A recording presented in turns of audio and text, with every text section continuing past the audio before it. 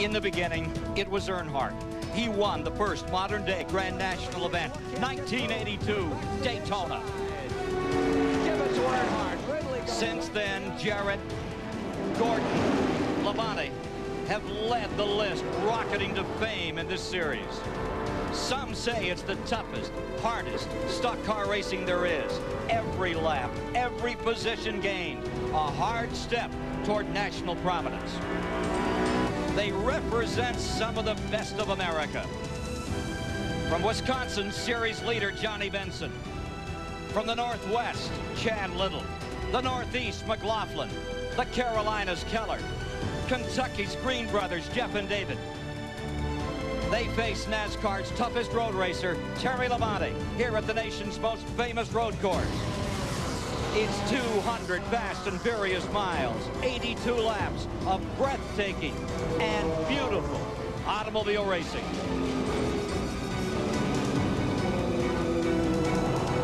Check out your road map for Watkins Glen, New York, and excitement. American racing tradition is synonymous with the names of its greatest circuits.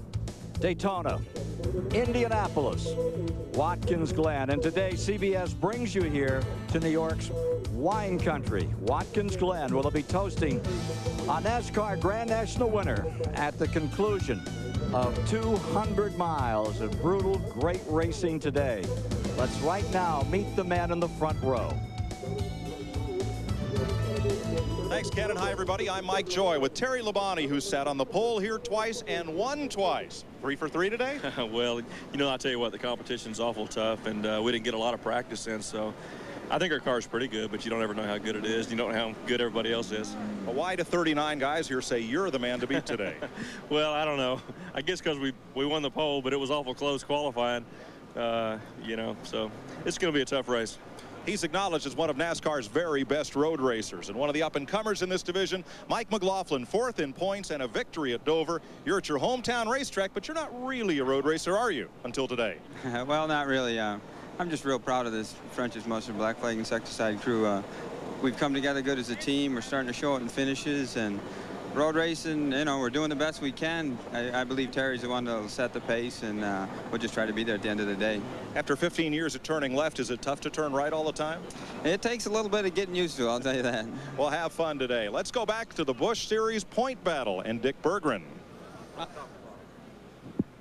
Chad Little has won 4 races this year. That's more than anybody else. He's led more often than anybody else, but he runs 178 points behind Johnny Benson. Chad, is this track a good place to try to close that gap? Well, I think any track is a good place to close the gap. We just have to keep running consistent and I guess be as aggressive as we can, because this guy's not falling out of any races. Johnny Benson, the point leader, starts 7th. This place has an ugly reputation. How easy is it to get in trouble here? Well, for me, it's not how easy. It's how hard it is to stay out of trouble. But it is tough. You know, we've got some pretty bad areas in here, but then again, it's not a bad track. They've added laps to this event over the length that has ever been run before, so a driver has got to run as fast as always, but he's got to be more careful than ever. Ken Squire? Well, when they lift the cork off the bubbly today, they should lift a glass for certain to NASCAR. This is their 400th Grand National race, 14th season in the modern era of Grand National racing. And what a wonderful place to celebrate here at Watkins Glen, New York, in this 82-lap, 200-mile event for 41 cars. And we're thrilled to have one of Winston Cup's brand new top stars here to work with us today. Nearly won this thing a year ago, blew up with a couple of laps to go. Kenny Wallace, when you come to this racetrack, you really, well, how do you feel as you get back here today and come up side? Well, Ken, you know, for a handful of these Grand National drivers, this can be escape haven. This can be a lot of fun for the drivers who have been here for the last couple, 2 or 3 times. For the rest of them, it can be totally miserable. You have to remember that one hard lap of driving around here is probably equivalent to 100 miles, say at Daytona or Talladega. It takes a lot of concentration. And concentration is the focus of Ned Jarrett, the 2-time Winston Cup champion. Ned, that is the key to winning here. No question about it, Ken. There are so many variables involved in road racing, so many things that you have to think about all the time, and the concentration level does have to be higher, say, than running at 200 miles an hour at Daytona or Talladega, if that is possible. Of course, you got to concentrate on when do you decelerate going into the turn, how much do you let off the gas, which gears do you go shift down to, when do you accelerate again, how much do you hit the brakes, and just everything on the car, you're constantly concentrating on what do I do next, let alone having to deal with the other competitors out there. Are they up beside of you, behind you, in front of you, or where are they? So it really takes some concentration. Well, everybody's ready for that command to fire them up and get this field rolling today. It's the mid-season for the Grand National Stars of NASCAR, and a real thrill for CBS to be here to be able to bring you this event today. We have 4 onboard cameras ready to give you the action. And very shortly, they'll send these gentlemen away to challenge this very difficult. How many turns do you really think there are here? Well, you want to think there's 10. I guess they say there's 7, but it gets pretty difficult at times. We'll get back to that story as we continue along our way through the Watkins Glen 200. Coming up, our starting grid in just a few moments. This CBS Sports Show coverage of the Watkins Glen 200 is sponsored by new and improved Head & Shoulders, because great hair can't have flakes. Kellogg's, the best to you each morning from Kellogg's. And by Ford and your Ford dealer. Have you driven a Ford lately? Let me tell you about exciting, okay? Driving around a racetrack at over 200 miles an hour, that's exciting. These are just flakes. Well, what do you think? These are really good. They're crispy, too. Really? Yeah, they're mighty good even with nothing on them. What are they? Hey, Charlie. Yeah. Kellogg's Corn Flakes? How could I be so dumb? You got 500 miles to think about it. Kellogg's is proud to sponsor NASCAR champion Terry Labonte. And welcome back to Watkins Glen, New York, where we're ready to take a look at the Grand National starting lineup. On the pole for today's race, averaging 115.309 miles per hour, the 2-time winner Terry Labonte, and right beside him the winner at Dover, Delaware earlier this month, Mike McLaughlin. For row 2 to this day, it's Chad Little, the 4-time winner in '95, and Curtis Markham. For row 3, Butch Leitzinger is here and ready to give it a go, with Jeff Green driving for Dale Earnhardt's team. Row 4 today, the leader in the point battle, Johnny Benson, a 2-time winner, and David Green, last year's national champion. Row 5 is Jason Keller and Ricky Craven, one of the top Winston Cup rookies this year. In row 6, it's Jim Bound from Portland, Oregon, and from Vermont, Kevin LePage. In row 7, Steve Grissom, the '93 Grand National champion from Alabama, and from Pennsylvania, Jimmy King Kong Spencer's ready for it. In row 8, Hermie Sadler and Tracy Leslie. For row 9 this afternoon, winner in South Carolina twice this year, Larry Pearson, and Chicago's Bobby Doddard. Row 10, Vermont's Bob Dragon, and the great Tommy Houston, the all-time Grand National money winner. Row 11 is Rodney Combs driving for Richard Petty, and Ashton Lewis Jr. Row 12, former NASCAR Modified champion Jeff Fuller and Jeremy Mayfield. Row 13 from Canada, Randy McDonald and Phil Parsons. Row 14 is Kelly Moore and Doug Everon. Row 15 today, Greg Clark and Victor Sifton, Canadian, making his Grand National debut. In row 16 is Jeff Purvis and Martin Truex. Row 17, Dirk Stevens and Rick Bye. For row 18, Patty Moise and Flip Groggins. Back in row 19, Tim Fedewa, who won at Nazareth earlier, and Tom Bowles. The 20th row, provisionals, Elton Sawyer, who crashed hard on Friday, and Jeff Spraker, and rounding out the field from the state of Maine, Dale Shaw. That's it, 41 cars, 21 strong, getting ready for a go. Take a look at the weather here today as we move along beside Chad Little's car. 83 degrees, high humidity. Potential for showers is up a little. There may be a boomer before the day is over. Good day for racing. And the track analysis, Ned? Well, it's a 2.45 mile road course. 7 turns that we're using here today, 5 right and 2 left. Now that is not counting the inner loop as you go into turn 5. And we'll talk about that a little bit later. And of course, it's an inaugural 200-mile race here today. They've been running 150 miles in the past. So it's all new records. To take a look at the map with Kenny Wallace. I think turn 1 is the most critical part here at Watkins Glen, because if you get through that turn really good, it can send you up through 2 and 4 at a high rate of speed. And of course, the ever so important inner loop right before going into turn 5, that's the highest speed part of the racetrack. 4th gear you pull in there. Yeah, as soon as you come out of those S's, you grab 4th gear and you're really running about 160, 65 mile an hour before you go into the inner loop. And the inner loop is a hairy place to pass. You can get it done, but they have some high curving there, so you got to do it right. Yeah, they had one car in one of the support races yesterday upside down in there. Brakes have to be an issue. As we take a look at the race analysis, over $250,000, 82 laps the race. Brakes have to really be the factor. They've got to be spongy after 3 or 4 laps in this thing. Anytime you come to a road course, the brakes are the most important thing here. Of course, the new Jericho transmission, Ned, has really helped a lot of these Grand National drivers adjust to these races a lot better. Tell the fans, a Jericho transmission, how is it different from a regular transmission for those that might have a 4-speed in their truck? For these Grand National drivers you see sitting here on pit road right now, they no longer really have to use a clutch. We have what we call a Jericho transmission, which has straight cut teeth gears in it, no clutch no more. If you're in first gear, you just bang it in the second, bang it in the third. The timing has to be right. The RPMs have to match the rear end and the motor at the same time. But it has really made a lot of these drivers into road course drivers now. And it's probably a lesser chance of over-revving the engine. More so, definitely. You know, you get what you call a lot of wheel hop. If you mismatch those gears, you have to bring the RPMs up on the motor appropriately just for the rear end. And if you don't do that, the rear end gets to hopping, and then you're really in trouble. But the new transmission has made it really nice. Terry Labonte leading the field out for the Watkins Glen 200. CBS Sports coverage of the Watkins Glen 200 will commence after this message and a word from your local station. Working the first of the 2 preliminary laps here at the beautiful Watkins Glen Grand National Course today. Winston Cup coming here later this year. What a beautiful sight. 41 strong.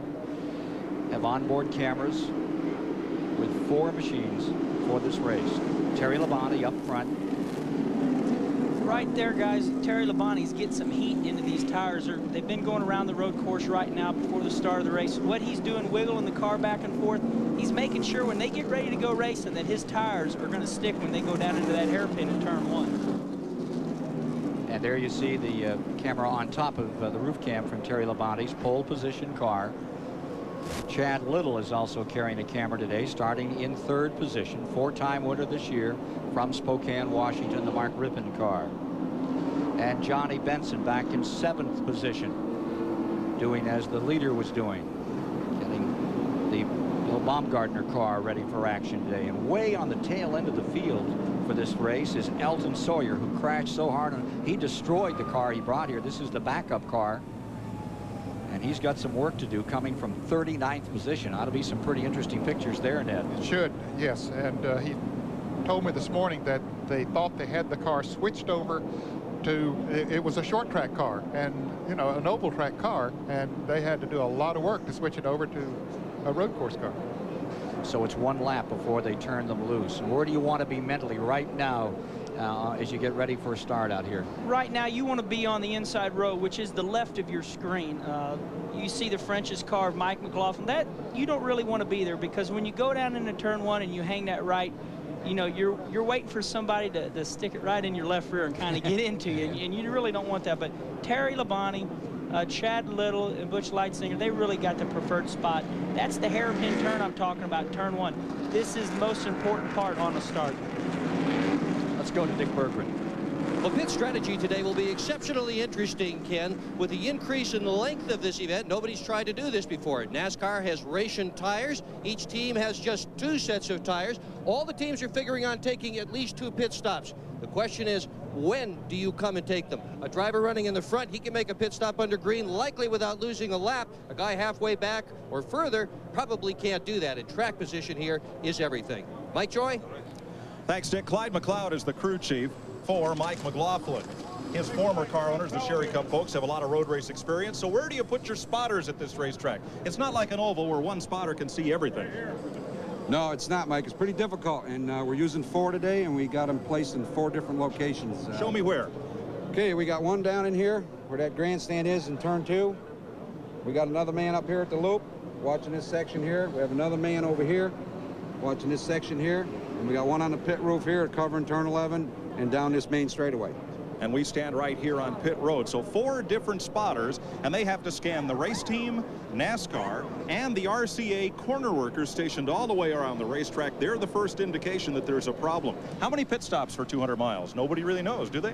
Well, probably 2 for sure. Gas mileage is kind of funny around here. You never get a good reading in practice, so we're basing on 2 right now. We'll have to see what happens. Okay. Thanks, Clyde. Yeah. Field motoring down into the final 2 turns before they come up for a start here today at Watkins Glen, New York. I talked to Terry Labonte yesterday and asked him that same question. I said, will you have to make 2 pit stops or what? He said, I don't know of many cars that's run more than 4 laps in succession in practice here since they came on Friday, and don't really know how far they can go on fuel. So, but it's hard to go 100 miles on the tank of fuel on a road course. When you come up here, when all the teams come up to the road course and you get a lot of rain like we have in the area here, you're right, Ned. It's very hard to really pinpoint what you can do gas mileage-wise. Another thing that the Grand National Series has to look at right now, they got the new V8 9-to-1 compression. For those fans out there, these motors are a lot less compression than the Winston Cup cars. And so, you might or might not get as good as gas mileage. Field getting ready on a start. That car number 95 coming at you there. Engineering-wise, that's a little different than a lot of the cars in the field. This marks the first time these cars are here at Watkins Glen.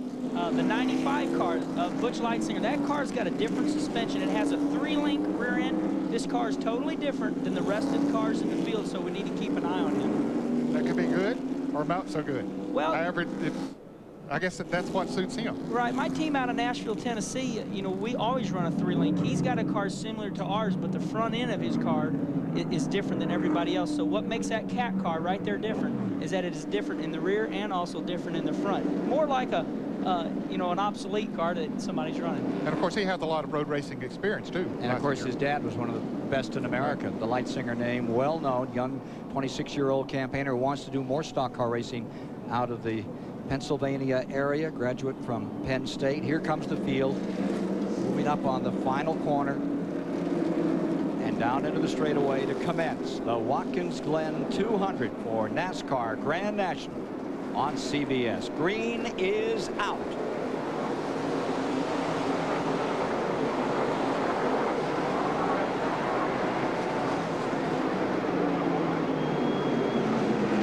Tremendous crowd has turned out to see these people in action. Nice start through 1. How fast in here, Kenny? Really fast. They're grabbing 3rd gear right before they come up the hill here, as you see Terry Labonte leading the race. 2 wide is very hairy going through these corners. Going to be a stop and go on number 43. They say Rodney Combs jumped that start. They'll bring him in and put him back out again. Boy, Dick Berggren said track position is so important here, and he's going to lose a lot of track position. Now here they come into that inner loop, turning them sideways.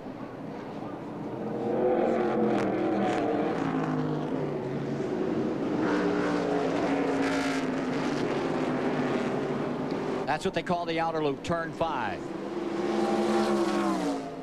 I'm really impressed with Chad Little right now, hanging with Terry Labonte on the first lap. These two have run away from the field as of right now. You've got Patty Moise in trouble in car number 40. This is in lap number 1. She gets it fired, brings it around. Meanwhile, for the leaders, Chad Little, who had a lot of road racing experience. The old Winston West series was about 50-50 road racing. Willow Springs and Riverside in the old days, Portland, Oregon, Tacoma. He ran all those tracks, and he's running right with the 2-time winner of this event, Terry Labonte. And there you see Lightsinger running in 3rd. He won one of the support races yesterday for the sports cars here on this track, and he's looking stout right now in Buzz McCall's cat car. And here is Rodney Combs coming in for his stop and go. A mistake, jumping the flag on the start. Top 3, Terry Labonte, Chad Little, Lightsinger. That was a 3-hour race that he co-won here yesterday. McLaughlin holds on in 4th. And maintaining 5th right now, it's Curtis Markham, who had started on the outside of the 2nd row. This is turn 5 that they're coming out right now, and Chad Little took a peek on Terry Labonte. Busch Lightsinger making that car work for him today. Looking good right now. Just behind them, Jeff Green in 6th. Johnny Benson is 7th. David Green in 8th. Jason Keller 9th. And Jim Bound round out the top 10. Ricky Craven's dropped back 1 into 11th. Did you see how Chad Little's left front hit that curb there? That cost him a little bit of time. The smooth Terry Labonte kind of rolled through it and pulled that gap that we'll see right now. Terry Labonte sets his own pace. He's always comfortable on these road races, isn't he? He just does what he thinks he needs to do. He doesn't really take a dive at anybody. He's out there right now, and I guarantee he's checking in the mirror right now, looking at Chad, but he's not overdriving the car to stay in front of him. He's very smooth. Now, Chad really made a run on him going up through the S's. Well, he has some speed there. Now, has Terry got a problem? Looks like Terry's got a problem. Yeah, he's motioning for him to pass on the left side. So Terry Labonte. Chad Little inheriting first place. I'm guessing that we might have a motor problem here because that is in the high speed of the track, Ned. The S's, you're wide open going up through there. Yeah, you never lift going through that second corner and up the hill. Chad Little now appropriates first position. He's something if he pulled off win number 5. He's number 2 in the Grand National points. Right now, the Terry Labonte car stays right there, pretty stout. Yeah, he has picked back up and seems to be running almost at full speed. Getting a report that they're going to put a black flag on Greg Clark's number 53. He's had some trouble, lost an engine early in the week, came up with a replacement, run just a few races in the Grand National ranks. You know, this could be a situation with Terry Labonte. They call him the Iceman. He doesn't get excited. You know, something could be just not right on his car. And instead of having Chad Little hound him, he said, hey, just go on by. Yeah, but I wouldn't want to have Lightzinger behind me. That kid can drive. Well, Terry right now has an open track to himself. And it might be that he just wanted a place there to run comfortable. Maybe the car wasn't exactly right. Or maybe he was having to run faster than he wanted to stay out front. Let's go to Mike Joy. Well, I'm in Terry Labonte's pit. His dad, Bob, is the crew chief. Bob, is Terry okay? It looked like he waved Chad past. No, he's all right. Somebody dumped the ball down and he hit it a little bit, and no, he's fine. He was right. So you're dead conservative. Right. You're right, Kenny. Well, I think it goes to the old adage, you must first finish to finish first, and you know, there's no better thing than experience. We've got a car going very slow. Catch you up on that one in a moment. Just coming into turn 7 is where that car was. 11th race that Little has led this year. Yeah, that's that Tic Tac car, and it is in trouble. It's Kelly Moore. Did a great job in the Busch Grand National North Series this year. Certainly having his troubles today. Chad Little is really flying through these S's right here. That's where he's really fast right now. He loves to road race. You know, he won at Daytona, started last at Daytona in the 300, and came to the front and won it. And right now leads Terry Labonte and Lightzinger. Greg Clark making an unscheduled pit stop in car number 53. McLaughlin hangs right in there, and right behind him, that's Benson, the point leader from Wisconsin. What a smooth and beautiful driver he is to watch. Here's Dick Berggren. Well, Patty Moise, the only female driver in today's race, is on pit road for an extended stay, Ken. The front wheels have got a tremendous amount of toe in. They are pointing toward each other by about 4 inches, and this kind of goes along with the rest of her weekend. She blew 2 engines trying to get the car in the race, and her husband, Elton Sawyer, he crashed heavily. Between the two of them, they got less than 5 laps of practice. I wouldn't want to enjoy dinner with them tonight. Scarborough, Maine's Kelly Moore is bringing out a full course caution while they move car number 41 out of the way. The tic-tac Ford not ticking or tacking very well out here this afternoon. Out early. Back with more from Watkins Glen in a moment. After a little over 12 miles of racing, here's how they run under our first full course caution. Little, Labonte, Lightzinger, McLaughlin, Benson, the top 5 out here. And checking a little further back in the field for you, you would have Curtis Markham showing 6th. Jason Keller would be 7th. Jeff Green 8th. David Green 9th. And Jimmy Spencer pops up into 10th with Ricky Craven 11th. Tracy Leslie to 12th. Jim Bound falling to 13th. Grissom 14th. Larry Pearson 15th. Here's Dick Berggren. And there's a problem with the lead car. Chad Little's temperature gauge says 240, and with his crew chief Gary Cogswell, how hot can that thing get and still be all right? Well, we can run it at 250. We've run it that hot before, so I'm not overly concerned yet. If we get above 250, I'm going to start to sweat about a little bit, but there's not a whole lot we can do. We need to win. And it's too early to pit and try to fix it. You know, the 9-to-1 compression motors create a lot of heat, guys. It's not abnormal for them to run 220, 230. I learned that growing up in another division, and 250, well, that's pushing, so I am worried about this car. It's awfully hot. We know the boiling point of water is 212 degrees. That's right, and this is what's hurting him right now, Ned, running real slow like that, not getting a lot of air. Yeah, as long as he has the engine revving and that water is circulating, it isn't going to boil, even though, you know, they're way above the 212 boiling point. Let's take a look at what happened to Greg Clark out here, folks, for just a moment. Car number 53. Where we're looking at Elton Sawyer's windshield. He gets by his wife, Patty Moise. Ooh, that was close.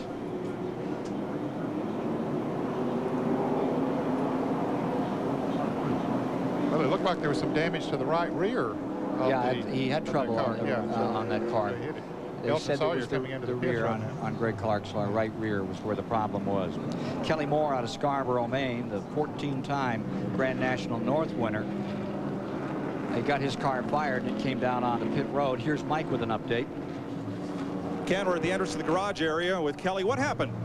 Well, Mike, you know, we only went a couple laps and I could smell rear end grease, and I guess the rear end blew up. It's a brand new one we put in before qualifying yesterday afternoon, and it just come apart on us.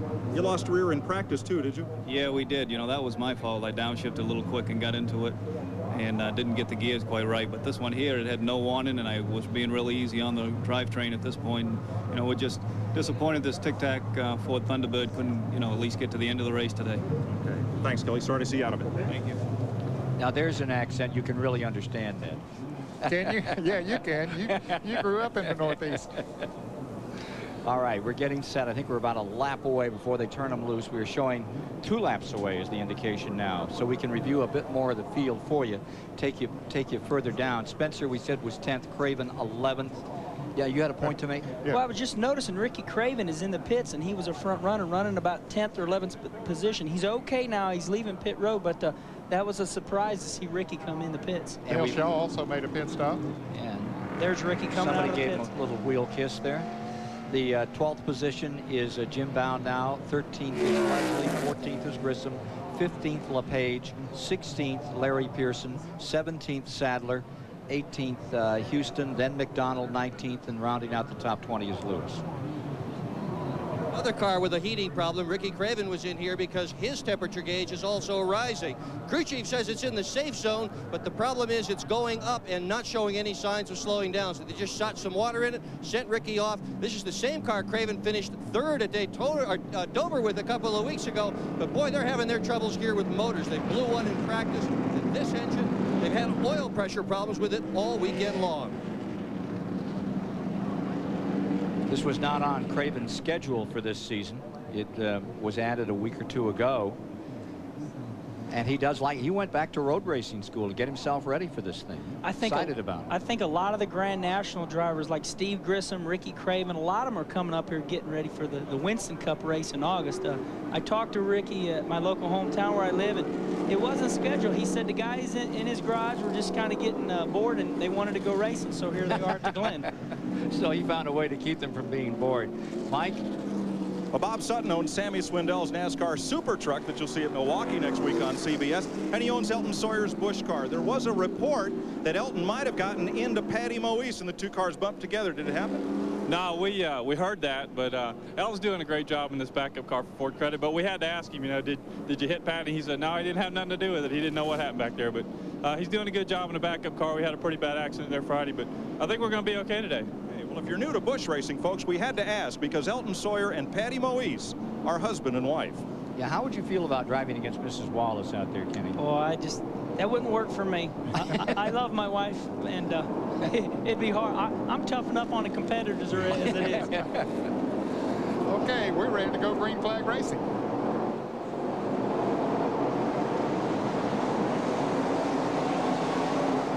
You see the cat car pulling to the inside there, Ned. He's trying to protect his position, thinking somebody's going to get underneath of him.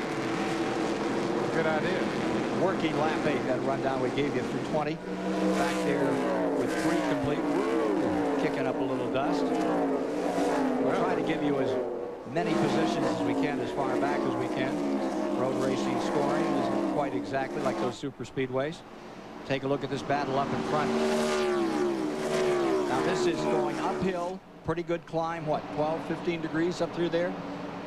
Yeah, it's quite a bit. Of course, they're going down that straightaway, and now they're on the interloop. That was put there a few years ago, and I think it has really helped the racing here. It has certainly presented another challenge for the drivers. And when you consider the tragedies in this outer loop going downhill there, like J.D. McDuffie, it's made a major difference. Yeah, that's where J.D. lost his life a few years ago. And here's a driver change. That's car 65, is it not? So Jeff Spraker getting out of the car and Rob Wilson going into the car. Wilson in, Spraker out, car 65. And Martin Truex, during the caution, got out of the car number 56, and Johnny Rumley has gotten in that car. Rumley usually got in the big Johnson car, had trouble. Yes, Johnny Rumley had trouble yesterday, crashed coming into turn 7, and they did repair the car, but also Martin Truex had qualified for the race, and he crashed on his last lap of qualifying. They did it European style here, so they run about 3 or 4 laps, but he crashed, and so he worked out a deal so that Johnny Rumley could be in the field, or at least could drive his car. Martin started the car. You've seen that view just then of the 600, 500, 400 markers. Those markers give the driver a visual perspective of when to let off the gas. You're going 165, 170 mile an hour, and there's nothing, you know, to get yourself acquainted with. You might drive in a little too hard, so that lets the drivers know when to let off and be consistent every lap. Part of that concentration level. And here is this McLaughlin making a move just behind these 2 leaders, and then he snuck back in behind Leitzinger. Around turn 6 and the last turn, which is 11 on the full course. We're calling it 7 today, and down the main straightaway. Leaders: Chad Little, Terry Labonte second, Leitzinger third, McLaughlin fourth, Johnny Benson in fifth, Curtis Markham sixth, Jason Keller is seventh. Jeff Green to 8th, and David Green, broken shoulder and all, in the 44, is still coming up through the field. Jimmy Spencer has now moved up to the 10th position.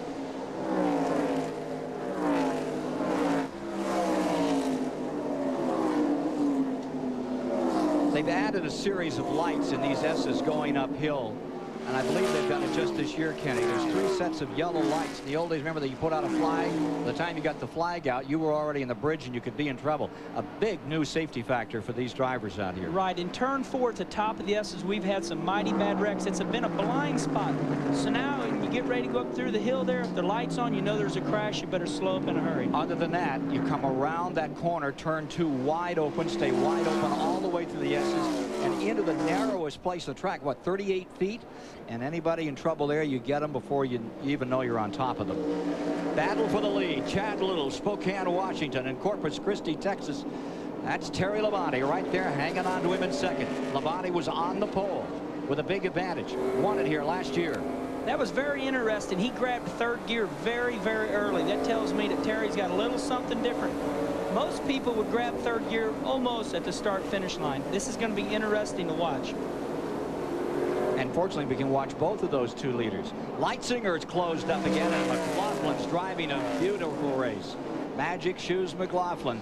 And anybody that follows modified racing will tell you just how much magic there is in that guy. Benson hangs right on. You see the number 74. That's your 5th place car.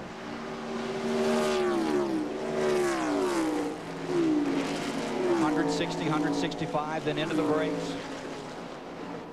How long before those brakes do get spongy on that thing as you watch them dart in there? You can run about 5 laps as hard as you can run it. Then you get to where you start using the transmission to slow you down. That's good if you really get all the timing right, but it's also bad if you don't get the timing right. When you rely on that transmission to slow you down the whole race, you know, I don't think that's real good. But have you had to do that? Oh yeah, I've done it a lot. When I've entered, it's particularly this corner right here, I've got into this corner very hard before and about ready to lose it. Grabbed 2nd gear very early to help slow me down.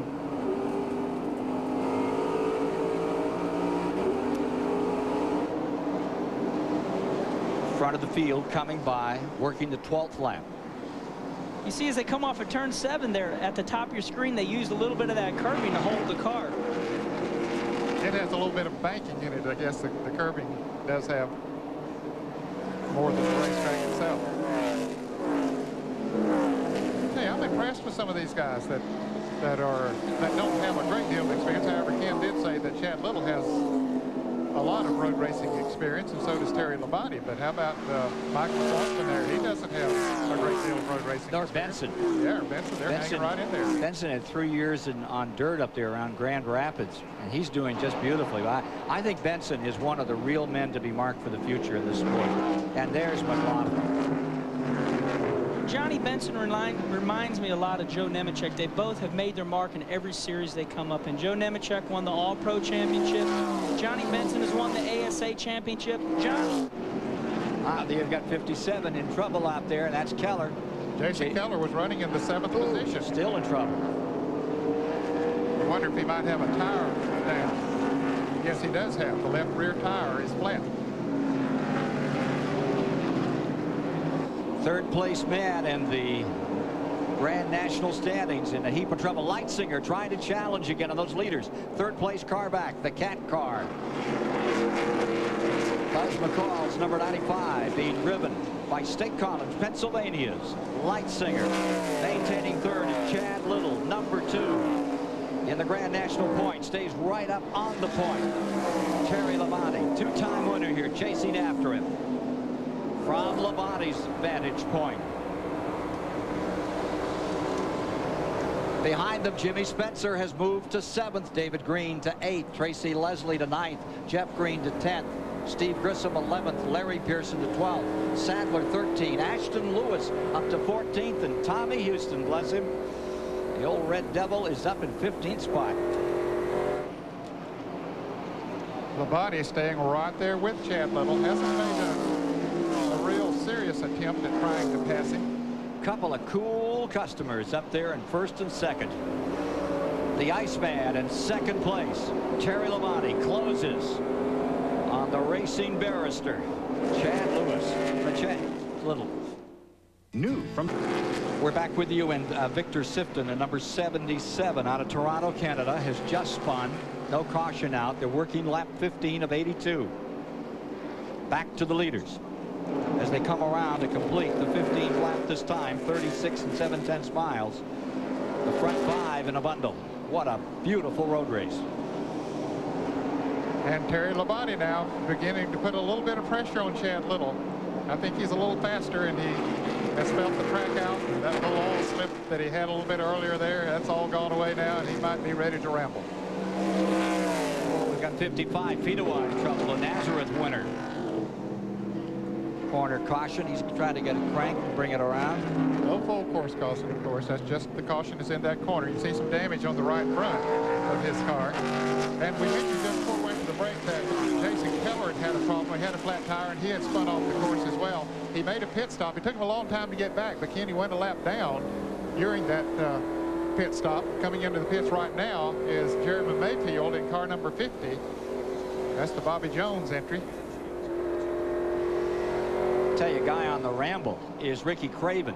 He has come from 32nd after that early altercation he had, and he's up to 20th. He's flying through the field again. Craven. This is for the lead. Chad Little in 1st. Terry Labonte in 2nd. Still there in 3rd. Leitzinger.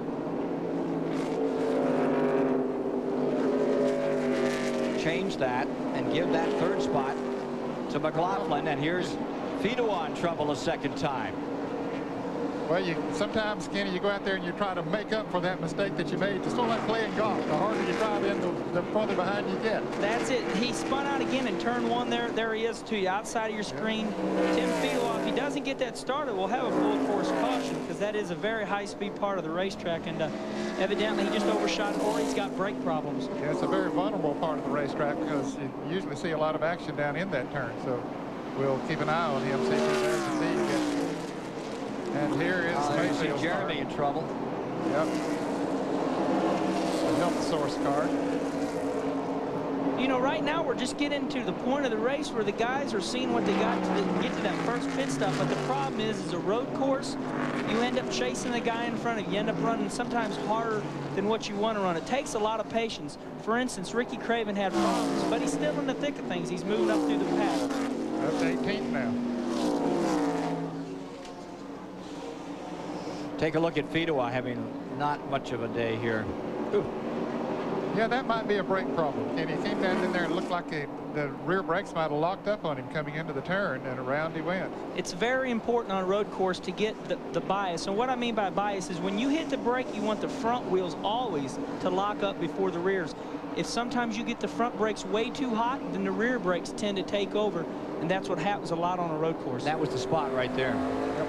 And you see they're beginning, as they come off of those turns, they're beginning to slide up a little bit more up onto those riffles, because the tires are getting heated up and don't adhere quite as well as they did earlier. Take a look at Ricky Craven at number 2. He is now in the 18th position from 32nd as he is slicing through this field. Down the straightaway and trying to make a pass as they go into turn number 1, and here's that battle for the lead continuing. Take a look at the running order after 16 laps have been completed. 16 down, 39 miles in the record book.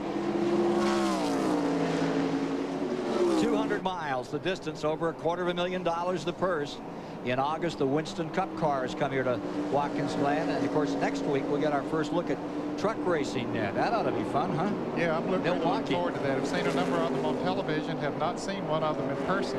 And I think on the Milwaukee Mile, it's a great show there. Have you had a chance to drive one of those trucks yet, Kenny? Believe it or not, I've been on the Bruce Patron Race of Champions Tour this week with Richard Petty and Buddy Baker and Michael Waltrip. Last night I ran my truck for the very first time on dirt at the Dixie Speedway. Where's that? That was in Woodstock, Georgia. And the trucks are becoming quite popular. Now they're becoming local events at the local racetracks. How'd you do? I finished third. I won the night before in Parkersburg, West Virginia, and I run third the night last night. We have a lot of fun on those. Your wife must like you a lot when you get a weekend off. This is your weekend off. Well, Parkersburg, West Virginia, Georgia last night, yeah, New York today, Lancaster, Pennsylvania. I love racing. I love the fans. Get to go out and sign some autographs, and I'm just happy I can be in the booth here with you guys today. This is a lot of fun for me. Well, we're glad to have you, and Terry Labonte is continuing to put the pressure on Chad Little. He might be looking to make a pass. He's going to see where his weak points are and then maybe try to take advantage of it here in a little bit. They're beginning to pull away a little bit from the third place car, Mike McLaughlin. Yeah, but to see McLaughlin, there goes Labonte making a move on Chad Little to see. We've got another one in trouble, and that is Lewis in the 80 getting around. Ashton Lewis drops one off. He was running in 13th place, had a good run going. He's back out on the track. Ooh, boy, he pulled right out in the middle of a bunch of cars. You know, all these crashes, guys, are happening in this inner loop. The guys are really going into the inner loop hard, and that's where they're all happening today. So Ashton Lewis is back underway another time. I was about to say, that, take a look at that spin of Ashton Lewis for a moment. Okay, he's in a big pack of cars coming in here. Fidoa on the outside. Ooh, and he hit that inside. I don't guess it's curbing. It's some cement ripples there, I guess. That's not a ripple. That's a rumble strip. You know, that's one of the easiest places to pass on a racetrack until you get there. You get down that back straightaway and you got a lot of motor, and you get on the inside of that guy and you go, yeah, I'm going to pass him. Then when you get to the corner, there's no room, and you hit that inside curve. So a lot of the Winston Cup drivers can relate to what I'm talking about. You get going down that back straightaway and you go, yeah, I got him.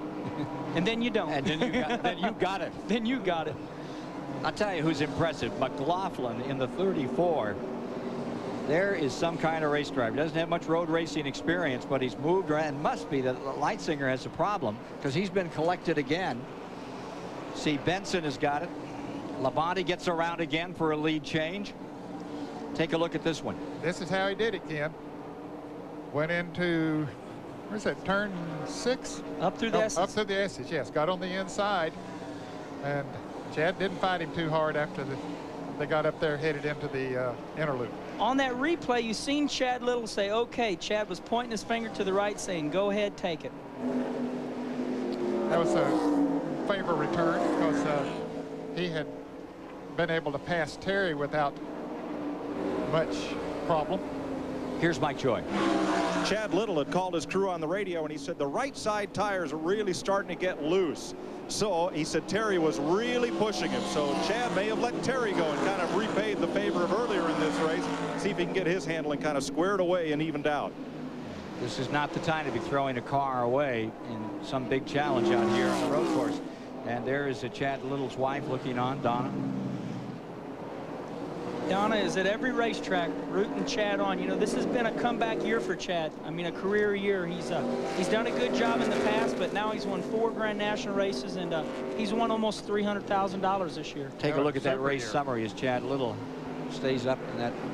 And Terry Labonte coming up to left. There's Elton Sawyer, and that off-color car, off from what he normally runs, putting a lap on him, and also putting a lap on the car number 86, the Grogan's car.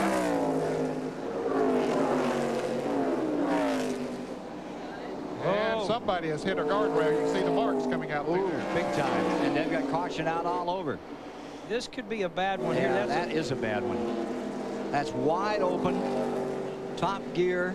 Looks like Patty Moise's number 40 has really collected the wall, and that is that area where you stick it in 3rd gear, you come around that 2nd corner, and you never lift. You could see it hit the outside retainer, came across the track, put a solid thump on the metal barrier. This happens in lap 21. Yeah, you can see the black marks. She had the brakes locked. And there's a full course caution. Before she hit the guardrail. 2nd full course caution of the day. This one for Patty Moise, who has really ridden one down. We'll see some pit stops now, I predict.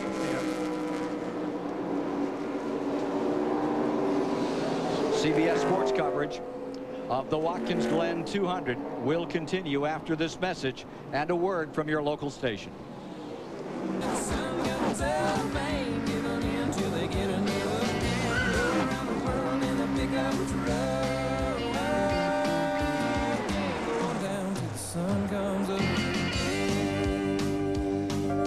Sun's coming up on some exciting new NASCAR racing, and CBS Sports Show will bring it to you next week from Milwaukee on Saturday, 2 o'clock Eastern, and from Colorado National. That's Milwaukee next week, and then Colorado National a week or 2 after. And Patty Moise's car, she's walking away from that thing. She'd had trouble with brakes in that car for 2 days and was concerned about it. It sure looked like something hung up on that car right at that critical turn 2 area. There. It's good to see her walking away, because we could see those tire marks, Ken, before we even saw. There they are. And she had the brakes locked going into the guardrail. Yeah, you can tell, Ned and Ken, that the accident happened very, very earlier from where it happened. It just ended up stopping right there. She had lost control, I believe, around turn 3. And she's a good road racer. Yeah, I was really looking forward to Patty moving up through the field, because I've raced against her here, and you know, she does really good. That's where she has come from. Her background is road racing, and she's very good here at the Glen. Getting a ride here is Patty Moise, and they'll check out, make sure she's okay, but she's taken some harder licks than that. Originally out of Jacksonville, Florida, had an 8th down at Road Atlanta in Grand National Racing. Sat on the pole. Yep. Down there one time for a Busch race. A matter of fact, I believe it was 1986 or 87. My brother Rusty Wallace was telling me that he ran as hard as he could for 5 to 10 laps, never looked in the mirror. And when he finally looked in the mirror, Patty was still on his tail. And Rusty broke, and Patty was going to win the race. And I think a couple laps it started raining. Here comes the field down pit road, as we suspected they would. Lap 23 as they come in. Here's Mike. Mike McLaughlin and Butch Leitzinger pitted nose to tail. They'll get 4 tires and a full tank of fuel. This is pit stop comes about 4 laps earlier than the teams would like, but I still think they can make it from here on one more stop. Looking at the wear on both these drivers' tires, it's good. No blisters on the tires, so the handling seems to be okay. Unlike the oval tracks where only the cars on the lead lap can pit first time by, here in this race, everybody can come in on the first lap of caution. And a very quick pit stop by Butch Enders and the 95 car. They get Butch Leitzinger out in a hurry. Dick? Chad Little has beaten everybody out of the pits, Mike. He also took on 4 tires. They adjusted the weight bias on the chassis a little bit, and it took him 3 tries, but they finally managed to throw a bottle of water at him. So he's a little bit cooler now than he was before he started that round of pit stops. The water temperature on Little's car is staying stable. They think the problem has gone away, or it may just have been a faulty gauge. Well, there he is. Boy, now there is one of the great acts trying to drink a bottle of water with that full face helmet on. And boy, how good does that taste, man? Wow. I'll tell you, it can be done, guys. It's hard to do. As you see, and that's totally normal. Chad's in very good physical shape. It's a lot of work around his road course, so replenishing his body with fluid is good for every athlete. How much weight? Now, oh, loose tire here. Whoops. Somebody goofed up. And that is out on the course, I believe. That's not down here. Let's see where we spot that. Yeah, it's out of turn 1, isn't it? Yeah, that's out of turn 1, in between turn 1 and turn 2, rolling down towards the S's. And they're going to have a tough time stopping that thing, guys. Yeah. That one wants to keep on trucking. But when it starts up the hill, though, it'll slow down. The best thing. It's a sad break for Mike Laughlin and company. Number 40. Getting the lead up there. Car. Yep.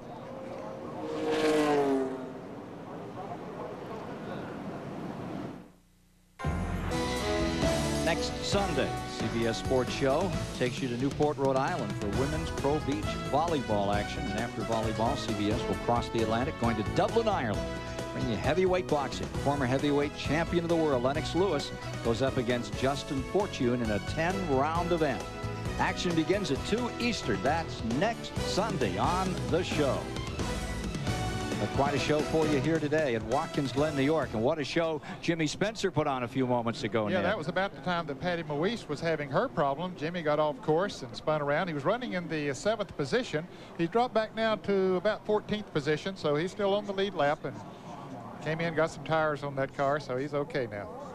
The best thing about Jimmy spinning out at that time, if he had to, Ned, was that it happened at the caution time, so he was able to pit and recover. Exactly. Didn't lose as many positions as since the other cars had slowed down as maybe he would have. So if there's a good time to spin, that might have been it. And there's the caution light, yep, as you said. Up in that corner. He did spin as the caution was coming out.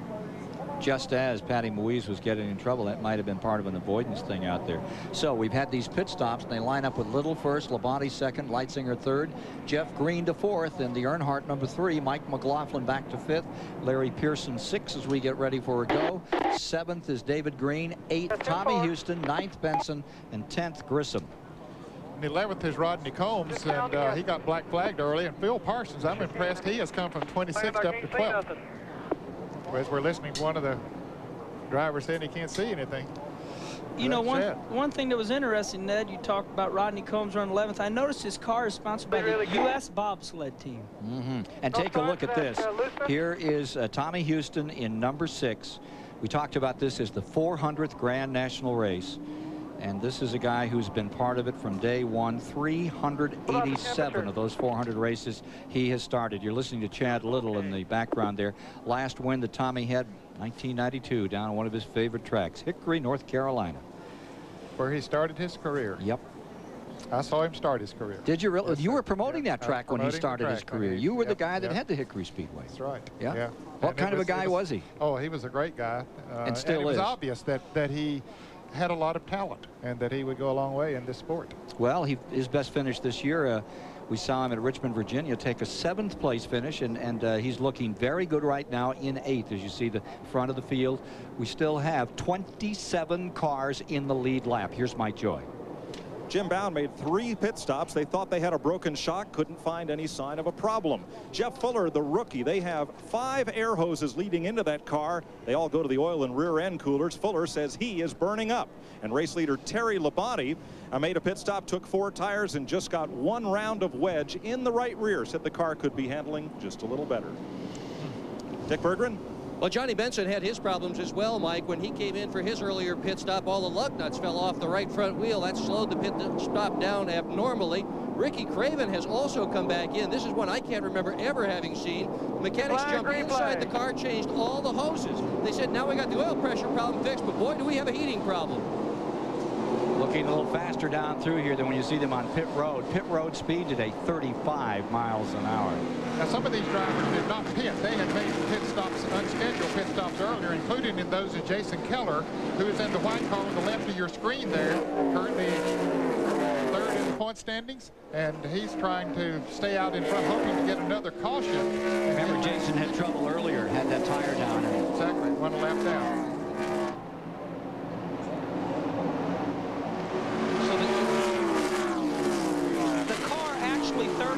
Bear car is the leader of the race. The rest of the cars in front are lapped down. Ooh. Ooh. Almost took the leader right there, Chad Little. That's Keller's car, isn't it? Keller is on the tail end of the lead lap. Take a look at how they're running after 25 laps.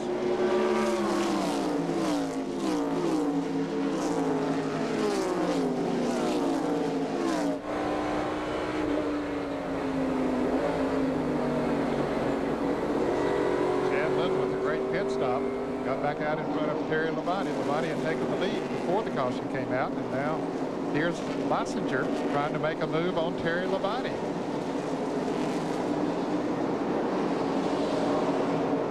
He's down on the inside. Can't quite do it. Wow, they're getting 3 wide up there for a moment. Sweeping through turn 1. Here they come for turn 2, then through the S's, uphill, wide open. If you lift, you're not part of this group. You know, it's interesting. Jason Keller leading this pack might have a good race car, but he happened to have an accident earlier which took him out, but he is leading these 2 very quicker cars. And he is a racer. And he's praying right now for a caution that would let him make up 2.45 miles here so he can get back in the thick of this thing. Let me correct one thing. A moment ago I said Laughlin. That's Taylor's car, that number 40 that got so badly abused out here in that turn 2 area. Doug Taylor's number 40, the Purex car that got slammed into the wall. The good news is Patty Moise walked away. Now Little beginning to move in on Jason. How do you want to take a guy like this? I mean, this is a car that's on the tail end of the lead lap. You've got a lot of pressure behind you. You've got Terry Labonte, who's as good a road racer as NASCAR has to offer. Lysinger, who's a brilliant road racer. It's in his blood. What do you want to do, Kenny? Well, I think Chad Little's in an okay situation for the only fact that he's got Terry Labonte behind him. Terry Labonte is a good race car driver.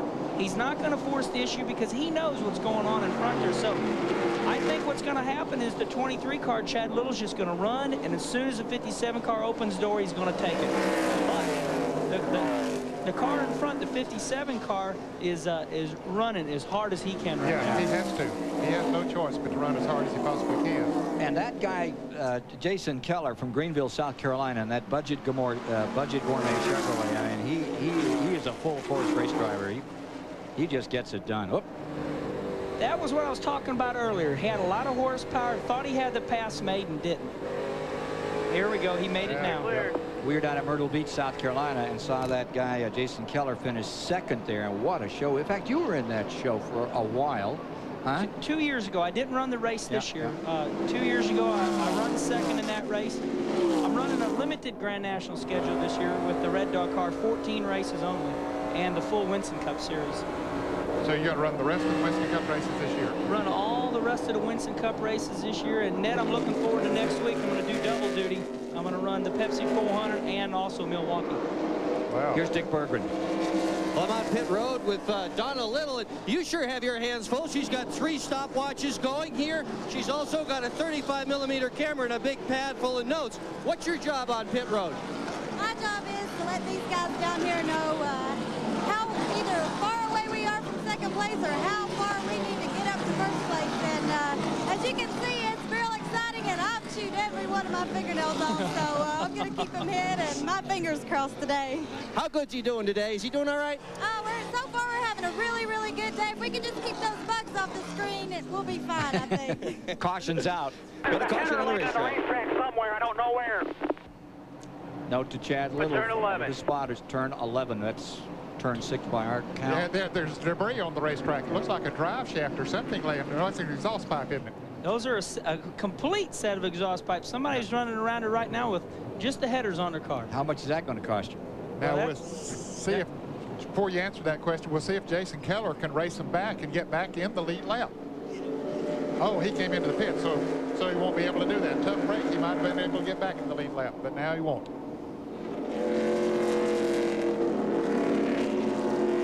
Full course caution. Ooh, that could... David Green hit it.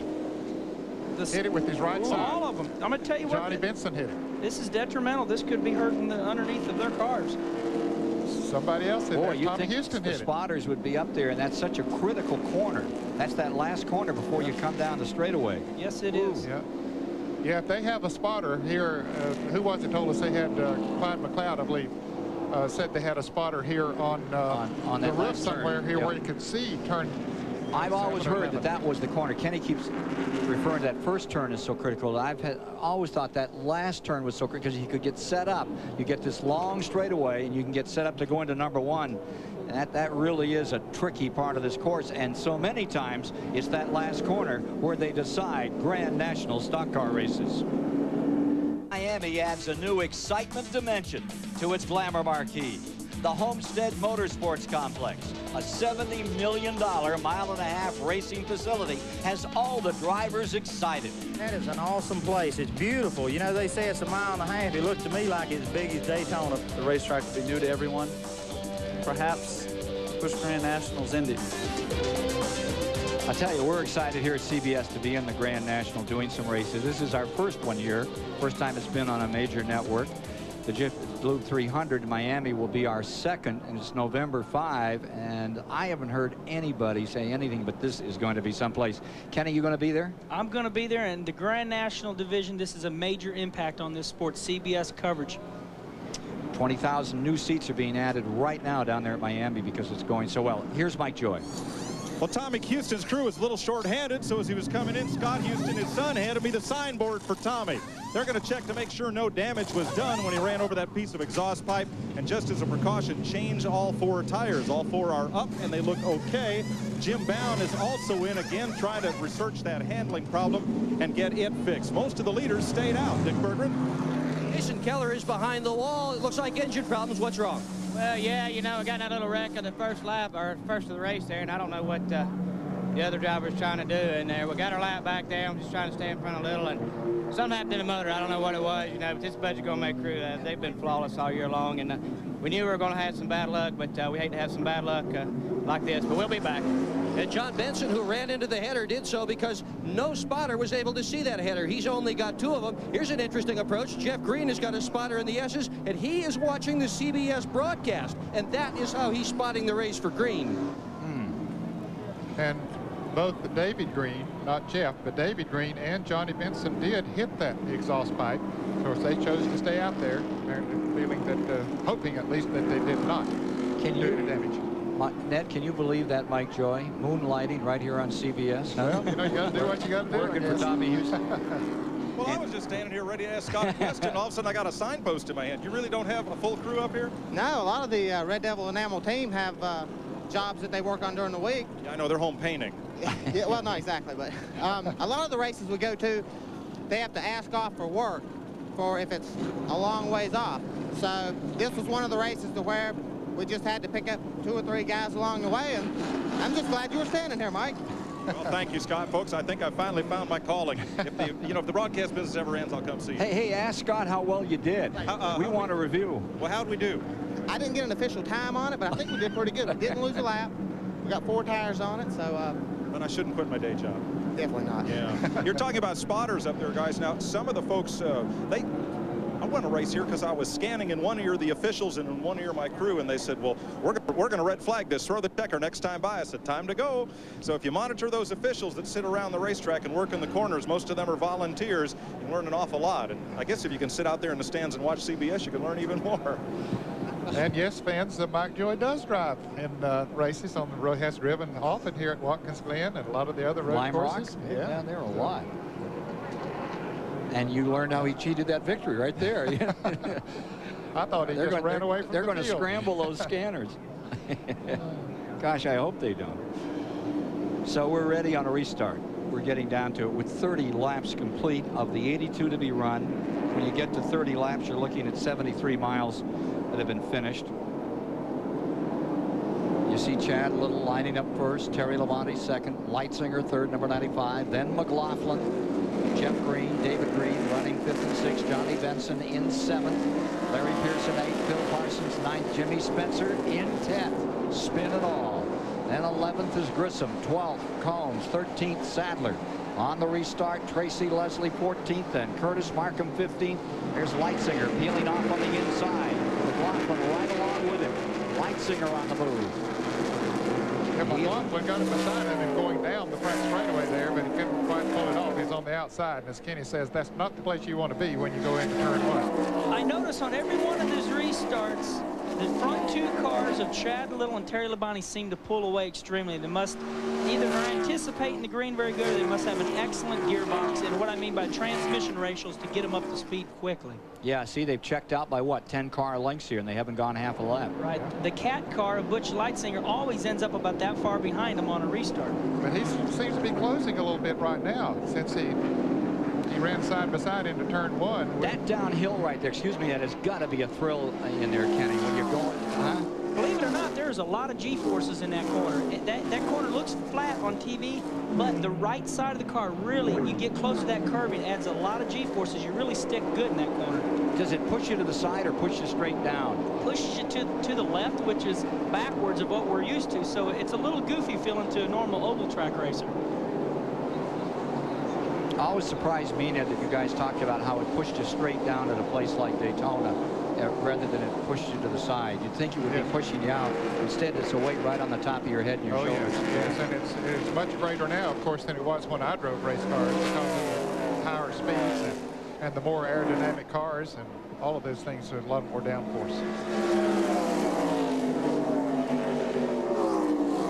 Chad Little, the first Grand National race he ever ran in was here at Watkins Glen back in 1992. Sort of struggled to finish 29. Yeah, 29. Yeah, but he's doing quite well here today. He's a quick Look learner. at Benson and David Green. That's the 72 car coming at you, red and yellow, and right behind it, that's the defending national champion driving with a broken shoulder. And there's Phil Parsons in the car number 99. Phil wiped out his primary car here on Friday, and qualifying he was the second round fastest qualifier then yesterday, started in 26th position. And Jimmy Spencer in the 20, the Fina car right behind them. Here's Dick Bergman. The Patty Moise, it was an awfully hard hit. What happened out there? It's been sort of a hell weekend here. That time we either had something else break on the car from the problem that I had with the 55 car on the first lap, or we had a tire go down when I went up through the S's. You're pretty much hard in the throttle there, and the car never turned, so it just went straight on into the guardrail. I'm not going to ask if she's okay because I think she is. The first question to me was, does my hair look all right for CBS? That's kind of funny, but these Grand National drivers, guys, are real excited about this this coverage on CBS. Well, it's a great division, and every bit of recognition possible is due to it. We've talked about it as a support division for years, and that just is not the case. They race well. We've seen them in 5 or 6 events this year, and they put on a great show. And I think part of it is there's such a thrash among these guys. My feeling still is in Winston Cup. A lot of guys are making a lot of money. Here, you got to be just as good as you can be every lap because you know everybody's watching, and this is where you're going to make it or break it. If you don't make it here, and a lot of guys are making the mistake of coming in from other areas of racing and trying to go right to Winston Cup, and they're losing their rides. You really need to run Grand National if you're going to succeed. In my opinion, this is the greatest stepping stone in motorsports.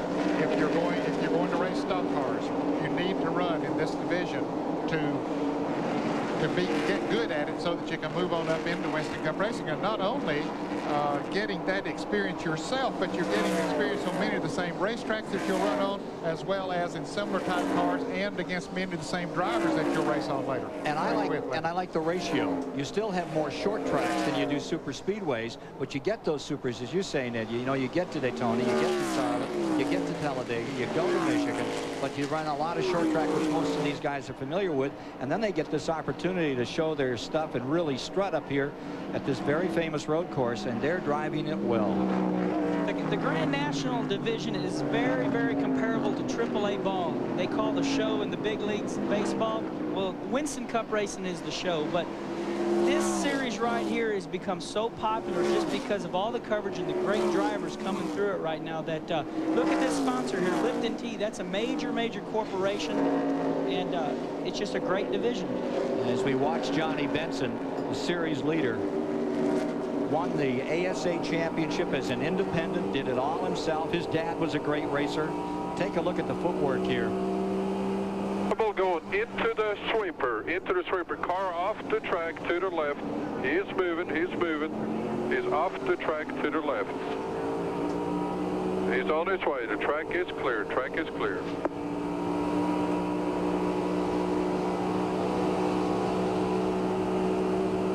That says it all, guys. That's very interesting. Johnny Benson using very little amount of heel and toe there. What I mean is he was basically just using all the transmission, very little clutch. And in the same time, did you hear the spotter in his ear? That's everything a driver's trying to think of. Just like Ned said at the top of the show, total focus, trying to figure out when to put on the brakes. The spotter in his ear saying there's a yellow here. Here he goes again. He's going through the inner loop. He's on the gas, a little bit of brake. A lot of things to think about. He's controlling. He's braking throttle, braking throttle. He's coming out of the turn 5. Shifting gears. Grab third gear there. Should be grabbing second right there. Bill Parsons looking on the inside as if he wanted to make a pass. That is a heck of a battle that you're watching right now as 74 Benson stays in 6th. Parsons, the Luxair car, number 99, right there in 7th, and David Green in 8th. And Jimmy Spencer's in that thing too, the Pina car, number 20, moving in. And here comes Parsons making his bid. Now this is a backup car, Ned. It is. Very impressive that he had to take a backup car and has that car out here. He started in 26th position and now has moved into 6th position. For the moment, Chad Little, Spokane, Washington in front. And Corpus Christi, Texas, Terry Labonte stays 2nd with Leitzinger from Pennsylvania 3rd. 95.5 miles, 39 laps will be completed this time by at the Watkins Glen 200. 200 miles, 82 laps the distance. NASCAR Grand National Racing live on CBS this afternoon. It's a humdinger as you watch car number 56, Johnny Rumley. A short time ago, he had his hands full. Yes, he did. Got off the course, spinning around. That's in turn 5, just after he came out of the inner loop. Spins around on the grass and right into the tires a little bit. Does some damage on the left front there, but he was able to drive away. Well, that'll let him keep going. He's had a difficult week this year, or this week he's had a difficult week, but he'll come back next year and be more experienced. You like him? I think he's a great race car driver. As Ned knows, he's around the Hickory, the Carolina area, Hickory, North Carolina. He's won a lot of late model stock car races. He's a very good driver. Take a look at this battle that continues for first place. Chad Little, number 2 in the points for the Grand National ranks, and Terry Labonte, who runs a lot of these races, was up in the top 10 through the first third of the season, staying right here in 2nd. And this is not his regular domain. But I think he's content. I think he's content sitting there. They're pulling away a little bit from Lysinger, who is running in 3rd place. And, you know, there's no pressure behind. So I said, OK, I'll just sit here and not abuse the car too much. And, Kenny, you did a little bit of research in the garage area this morning and learned that there's quite a distinct difference between these cars that are running up front here. Yeah, Ned, I did. What I learned was that just because somebody else has something and they're the fastest doesn't mean you need it. For example, the car number 23 right here is running what we call an overdrive transmission. Okay, the car behind him, the 14 car, Terry Labonte, is not running an overdrive, and he's also running a rear sway bar. What I mean by that, okay, the car in front, he can run in 3rd gear a lot longer than Terry Labonte can. Terry Labonte has to use 2nd gear a lot more. So a lot more shifting for Terry Labonte, a lot less shifting for car 23 in front. Now, when I talk about a row bar, Terry Labonte has got a rear anti-row bar, which makes the car sway from side to side less, keeps the car very stable. Then you go all the way back to the 3rd position, and he's got a complete different car, a 3-link. So just because somebody's got one thing doesn't mean everybody else has to have it. There's that Leitzinger car, Buzz McCall's number 95 coming at you. That's the car, that 3-point system. Right, very different. A 3-link in the rear end, which a lot of people are trying and running only on road courses. Nobody seems to like it on the oval tracks. It did work for me last year. I won all 3 of my Grand National races with that rear end. But the unique thing about this CAT car is the front end. It's like nobody else's. That's one thing I did find out earlier today. And that is And that is what makes that different? What that makes is just different front end geometry. You know, if you go to baseball, if you will, a lighter bat or a heavier bat, well, this guy's got a different front end that he likes. Here comes David Green in for an unscheduled pit stop. He was running 7th when he had position. trouble, and he's going right back behind the wall. Now remember, he came into the broken shoulder, and Bobby Labonte, the car owner, you saw, we're coming to halfway, was standing by to take over, but this sounds like a car, or seems like a car situation here. Well, this is the first DNF did not finish for David Green this year. Won the championship last year, and just, boy, he's having such a tough year. You know, a lot of different things going on this year. David Green could do no wrong last year, never broke. You remind Johnny Benson cannot break this year. Well, it's just a turnaround year. David Green is having the worst luck. Had a good run going for him. Well, of course, but Kenny, he got busted good down there in Charlotte. They got him up in the air and spun him. And can he come back from that? His equipment's been failing him. He's been running in the top 10 every week, and he's been having a lot of motor problems. I'll tell you who else is having trouble. Doug Hepburn. Now, there's a Starcross guy. I mean, he had that race won the other day up at Dover. That was his. What, 18 to go? And now he's pulled out. Doug Hepburn has gone back behind the wall. That's too bad. And this is the 4th race in a row that he has fallen out of, had problems. And he has run good. That's encouraging to him and his team, but they would like to be running good at the end of the race. If you're just joining us, we're at Watkins Glen, New York. We're just past halfway in the Watkins Glen 200 for NASCAR's Grand National Division, and they sure look grand out here in their 400th performance. We've had 3 cautions for 7 laps, 3 lead changes between 2 drivers. It's all Chad Little and Terry Labonte running nose to tail, but 23 cars are in the lead lap. Now let's go to Dick Berggren. Well, you talk about Hepburn's bad luck. He's had just an absolutely awful week here. He began the week with a hood flying up on the car. They changed that, then they lost an engine, put another engine in it. Then the rear end was so messed up they couldn't get the gears in it properly. And yesterday afternoon, Hepburn was in the car working on the dashboard. The gauges weren't properly working. And this morning, they had to change the exhaust system. They had a leak there. I think they've changed everything in that car several times. I just noticed something. Ricky Craven, as you watch this, the Terry Labonte picture right here, Ricky Craven is on the move behind these cars. They're going into the inner loop right now, and Terry Labonte trying to gain on Chad Little as they exit the inner loop and head for turn 5. Yeah, Craven. Yeah, he's coming again. This is turn 5. It's a long corner. You're feeding a lot of gas, and you're trying not to get out into that grass right there. You're being real careful. Going down here in 3rd gear, running down here and over this bridge, right there's the bridge, and you're grabbing 2nd gear right here, and there's the man on the move right now, Ricky Craven. 10th place for Craven. Keeps on coming. Steve Grissom right in front of him is running at 9th, so he's got another group of cars, Ken, 6th, 7th, 8th, and 9th. Yeah, Spencer just in front of Grissom in 8th, and Johnny Benson up there in 7th. So this is some good racing further back in the field. 2-time Busch Northern champion Ricky Craven has moved up. Let's go to Mike Joy. One champion here has had a tough day. Ken, David Green, what happened? Something in the motor, Mike. Same old thing. Not the same thing, but just we can't finish. And dadgone, my guys work 110% to get ready each week, and we go out. Car 80 is spun. Gets himself back underway. Ashton Lewis. Let's go back to Mike Joy. Was 14th as he went off. Let's see if we can get a word from Mike again with the defending national champion. Thank you, Ken. David, all this shifting, does that take a toll on the motor?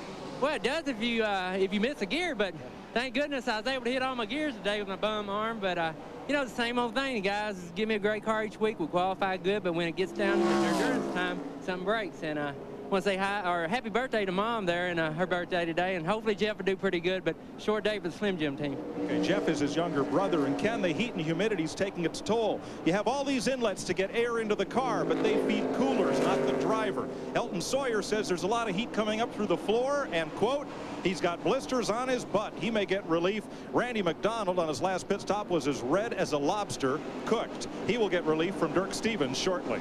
Thanks, Mike. You know, earlier when we were watching Ricky Craven, I noticed him going through the straightaway with his hand out the window. I think it's very, very hot out there today for the people sitting at home in their cool couches right now. I noticed Ricky Craven grabbing his hand out the left side, trying to get some air to blow in the car there. Well, you not only in this type of racing, we see the 76 car in the pit area. That's Tom Bowles. But you not only get heat from the engine that you normally get on an oval track, but also you have to run transmission coolers here and rear end coolers. You get a lot of heat from transmission and rear ends here. In addition, 77's off. Victor Sifton. Sorry, Ned. Messing up a lot of the pretty grass here. Anyway, continue. That was interesting. Well, I was just saying the different points that you have of getting heat here that you wouldn't have on an oval track. And so I guess it is hot in there. Let's go back to the pits and Mike. Well, you see the 38 car in primer going out of the pits because Elton Sawyer has just climbed out of it.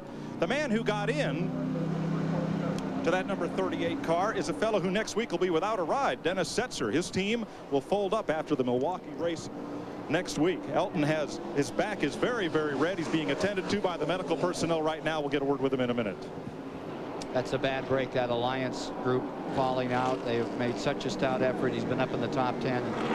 Dennis Setzer is a fine racer. I thought that was going to all come together for him, and we'd see him moving along through that division. I want to touch on what Ned was saying, you know, how hot these cars are getting. Now, I had this problem early in the year.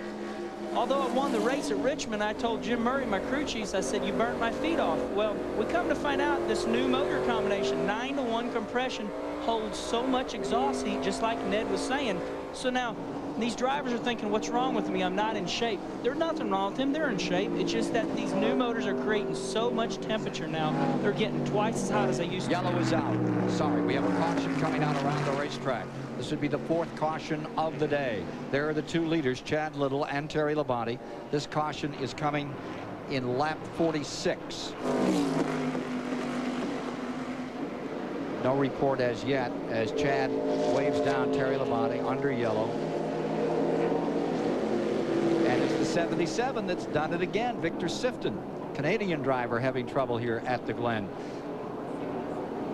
22 cars remain in the lead lap.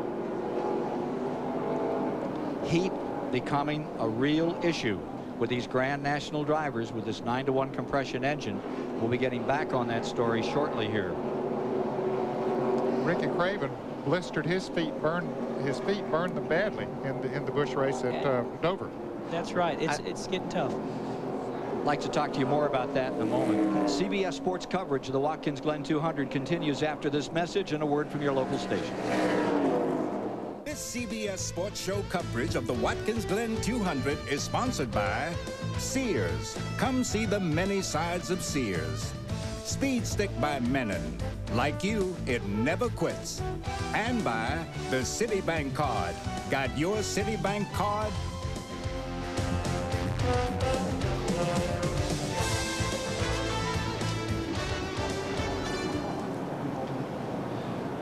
Under caution, the Watkins Glen 200, NASCAR's Grand National, in his 400th performance over 400 years. And we've got a ding-dong battle up in front that has Chad Little and Terry Labonte running each other hard with 22 cars in the lead lap after half distance. 3 lead changes among 2 drivers, 4 cautions for 7 laps. Ned Jarrett? And I think we'll see them make pit stops here, Ken. It's been about 23 or so laps. These cautions that comes in the area of when they would normally make pit stops are not very timely for them because I don't think they can go the rest of the way. But here they come, all of them coming down pit road right now. And we'll go to the pits and Mike Joy. Well, Chad Little feinted toward pit road. Looked like he was going to stay out, then he turned in, and everybody came with him. Terry Labonte takes a drink, pours some down the front of that helmet, and this will be their last 4 tire change. But will Labonte take 4? Yes, they're going all the way around for 4 tires for Terry Labonte, defending champ. Dick Berggren? Chad Little also pitted, and for a while they said they weren't going to pit at all. They wanted to save their last set of good tires for the end of the race. We're only on lap 47. This is an 82-lap event. Where they got lucky is when they turned down pit road, everybody followed them. Had that not happened, they would have run out of tires toward the end of the race. Little's car was having problems negotiating the right-hand turns. That's most of them. Terry Labonte has beaten him out of the pits, and so has Steve Grissom. Little returns to the race in 3rd spot. Boy, Grissom had a great pit stop. He was running in the 8th position whether he took on 4 tires or maybe just 2. That was a great pit stop, Ned. I believe maybe his Winston Cup crew is up here, the Diamond Ridge team, which the Meineke is the sponsor in the Winston Cup effort. I believe they might have brought their Cup crew up here. Mike Joy. You see Elton Sawyer getting a bit of oxygen, and of course the obligatory sponsors cap. He's burned on his back and on his backside, so they're going to take him for a bit of attention. Randy McDonald also climbed out of his car, as Sawyer did, without assistance, but is going to go to track medical. The humidity here is just about up into the 90s, the same as the heat, and that plus the lack of air circulating in the cockpit and those thick fire suits is taking its toll. Elton Sawyer, who drove that Ford Motor Credit, the Ford Credit car, red carpet leasing car, in trouble there. How hot is it in those cars these days, Kenny? It is unbelievably hot. We have a new rule, not here at this track, but we have a right side window in on the tracks over 1 mile now, which makes it even hotter. So how hot is hot? Oh, we're talking probably 130 degrees in there. And let me say something about Elton Sawyer here, okay? He's driving his backup car, so that means his crew worked feverishly for 2 days just to get the car to where it could go on the racetrack.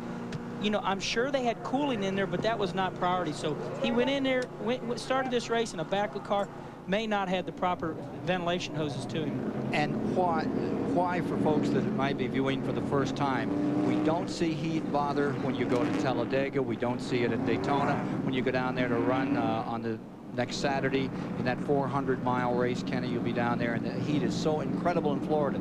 So people say, well, why here at Watkins Glen? You know, you're up in the country. Well, the outside temperature may not be that different. Of course, as Mike Joy said, the temperature may be up close to 90 and the humidity up there also.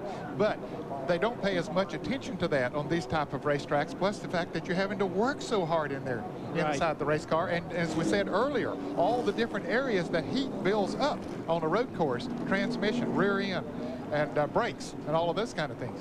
Right, exactly. You know, it's a deal right here where you got 7 corners to negotiate. You're working real hard, just building intense heat in your body. Now, you said you burned your feet, you blistered your feet. I can remember Darrell Waltrip burning his heel. He charred the bone. I mean, exactly. When you talk about burning your feet, tell folks at home what you're talking about. Well, you got to remember, you're in a competitive sport here. You don't want to radio to your crew and say, boy, guys, my feet's hot. I'm leading this race. I want to come in. You just literally sit there and you put it out of your mind and let your feet melt off. I mean, third degree burn. It's terrible. And we go green here. Or we're getting ready to. Yep, they're coming off turn 7. Terry Labonte leads them down.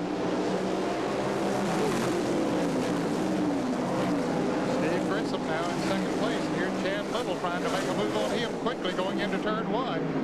And we understand that Grissom did take 4 tires, so he had a tremendous pit stop, but Chad Little gets by as Grissom slides a little bit high in turn 1. So we're back to that twosome we've had up front all day, and that is Terry Labonte and Chad Little. This time it's Labonte out front. Grissom 3rd, McLaughlin right there with him, Ian 4th, Jeff Green 5th, Leitzinger to 6th, and Craven in the number 2 car up to 7th. Leitzinger's the one that lost on that pit stop. He was running in 3rd place, and he's back to the 5th position now. There you see Jeff Green, youngest of those Green boys from Owensboro, Kentucky, giving it his all. Right behind this number 3. There's Leitzinger, and with him comes Ricky Craven at 7th.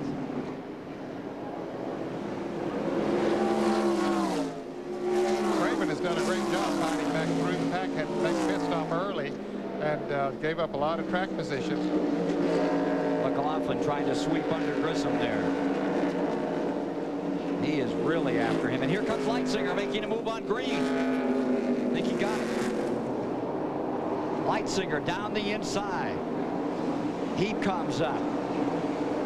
That was a veteran. Oh, we got a crash at top of your screen. Right there coming out of that final turn.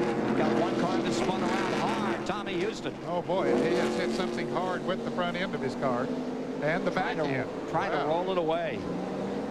Oh, that's too bad. It's hard to believe that car's still rolling. I don't. Tommy had been running in the top 10, or running 11th when this happened.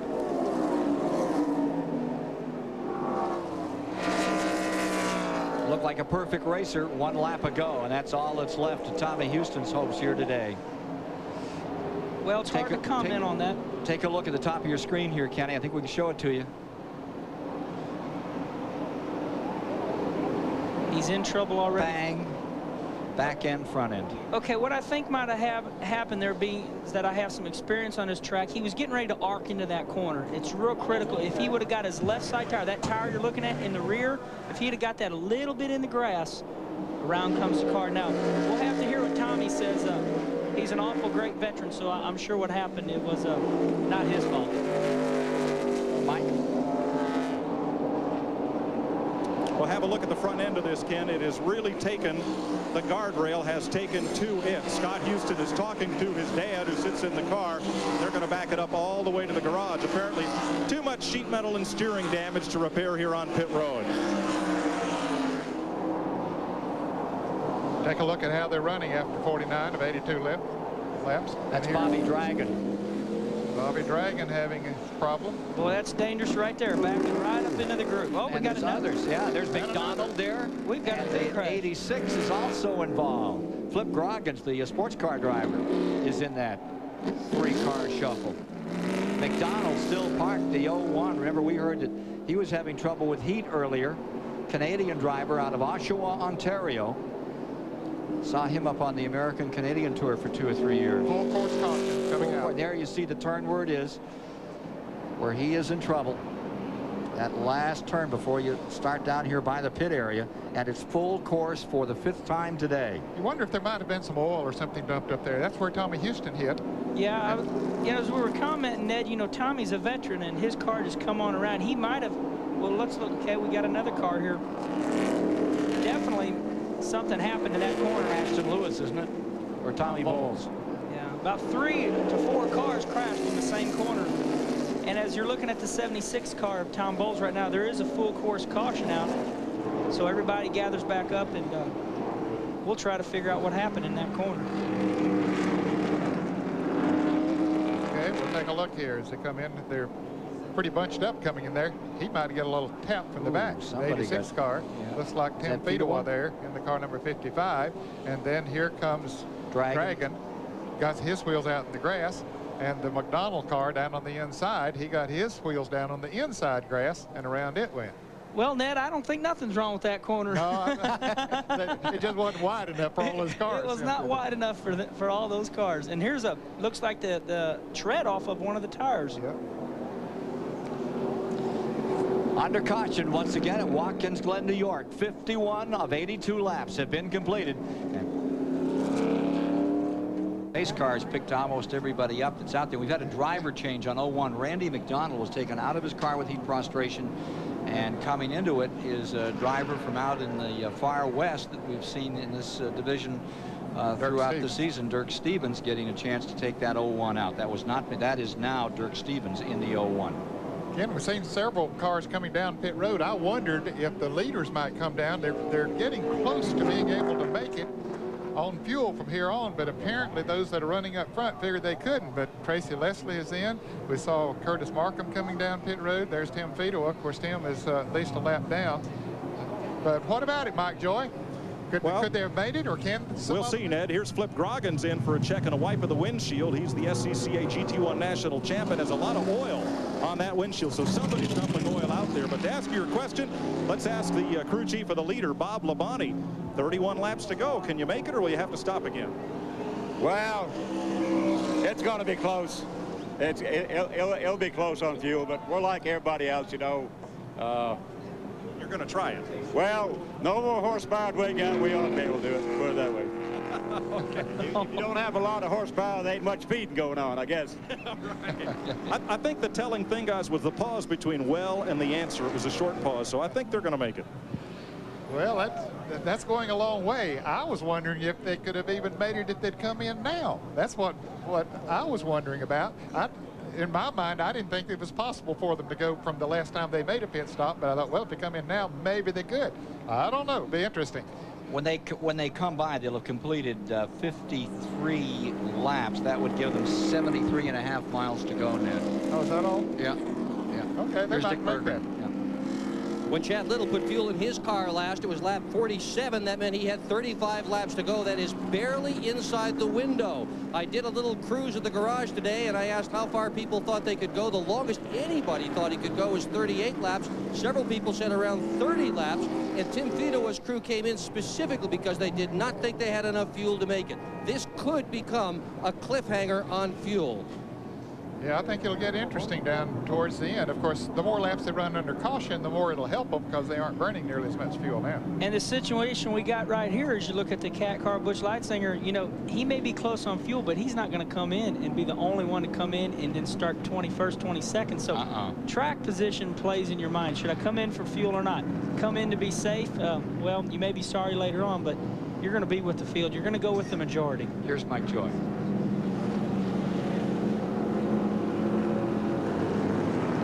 Okay, we'll get to Mike in just a moment. 21 cars in the lead laps. Let's take a look at our race schedule upcoming.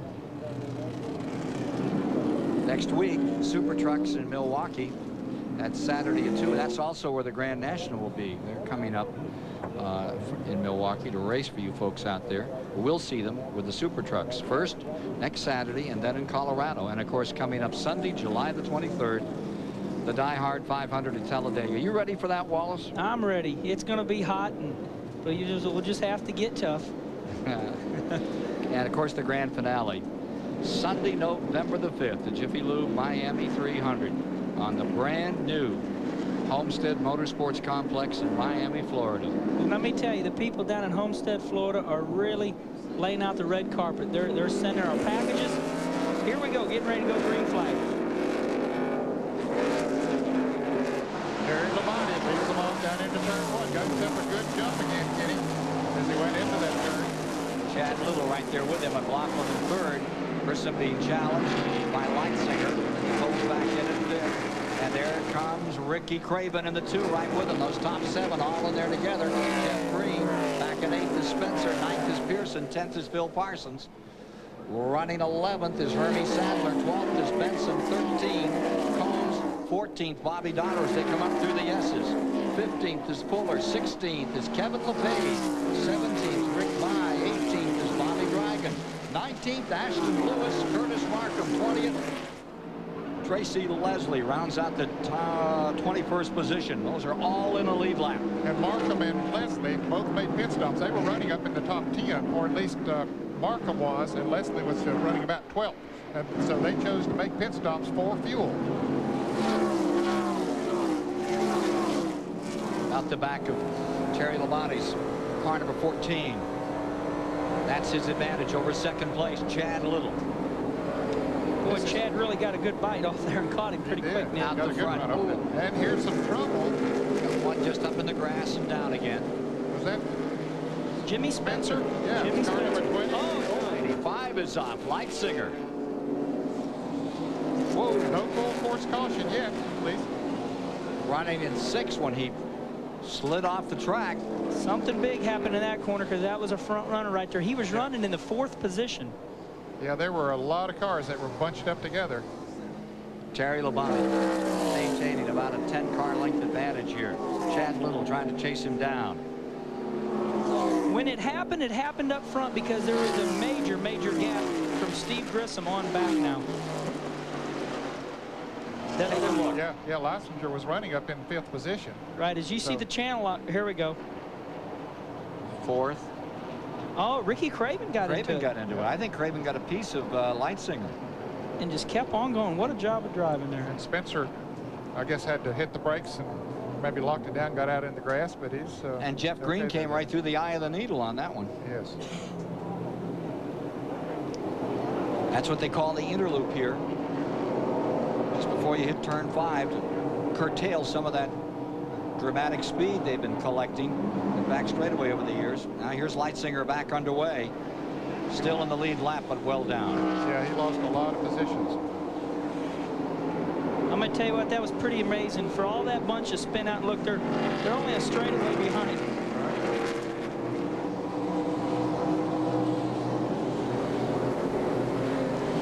As you're looking out the back of Terry Labonte's and out the front now of Chad Little's car going up through these S's. This is a very fast and the fastest portion of the course. It grabs 4th gear right here And let me tell you what, right now you're running about 165 miles an hour or faster. And he starts to slow down and gear down as he heads into the interlude. He went from fourth, third to second is what it sounded to me like, or he went from third to second. This car does have an overdrive.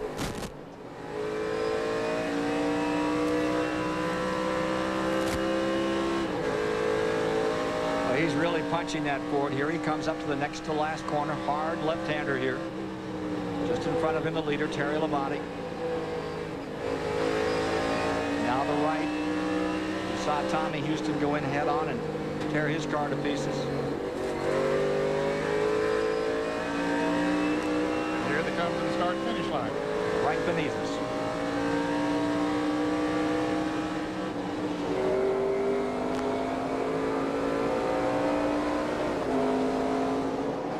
That's the corner I think Terry Labonte is so good at, turn one. The reason I say that is because last year I ran with him as hard as I could, and that's where he got me. I could stay with him everywhere else in the course, but Terry Labonte can get through one and send that car through the S's a tremendous amount of speed. What's the secret? I think not overdriving the corner. As I was watching that camera right there out of the back of Terry Labonte's car, it seemed like Chad Little came in the corner a little bit harder. Although he got through the corner fine, it just seemed like Terry Labonte did not overly aggressive, you know, get into that corner and was able to roll through and get on the gas earlier. Dick Berggren.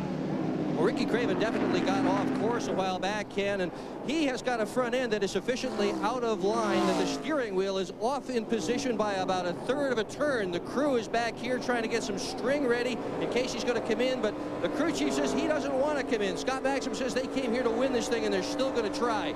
The engine, well, he says it's still living, but not by much. Mike Joy.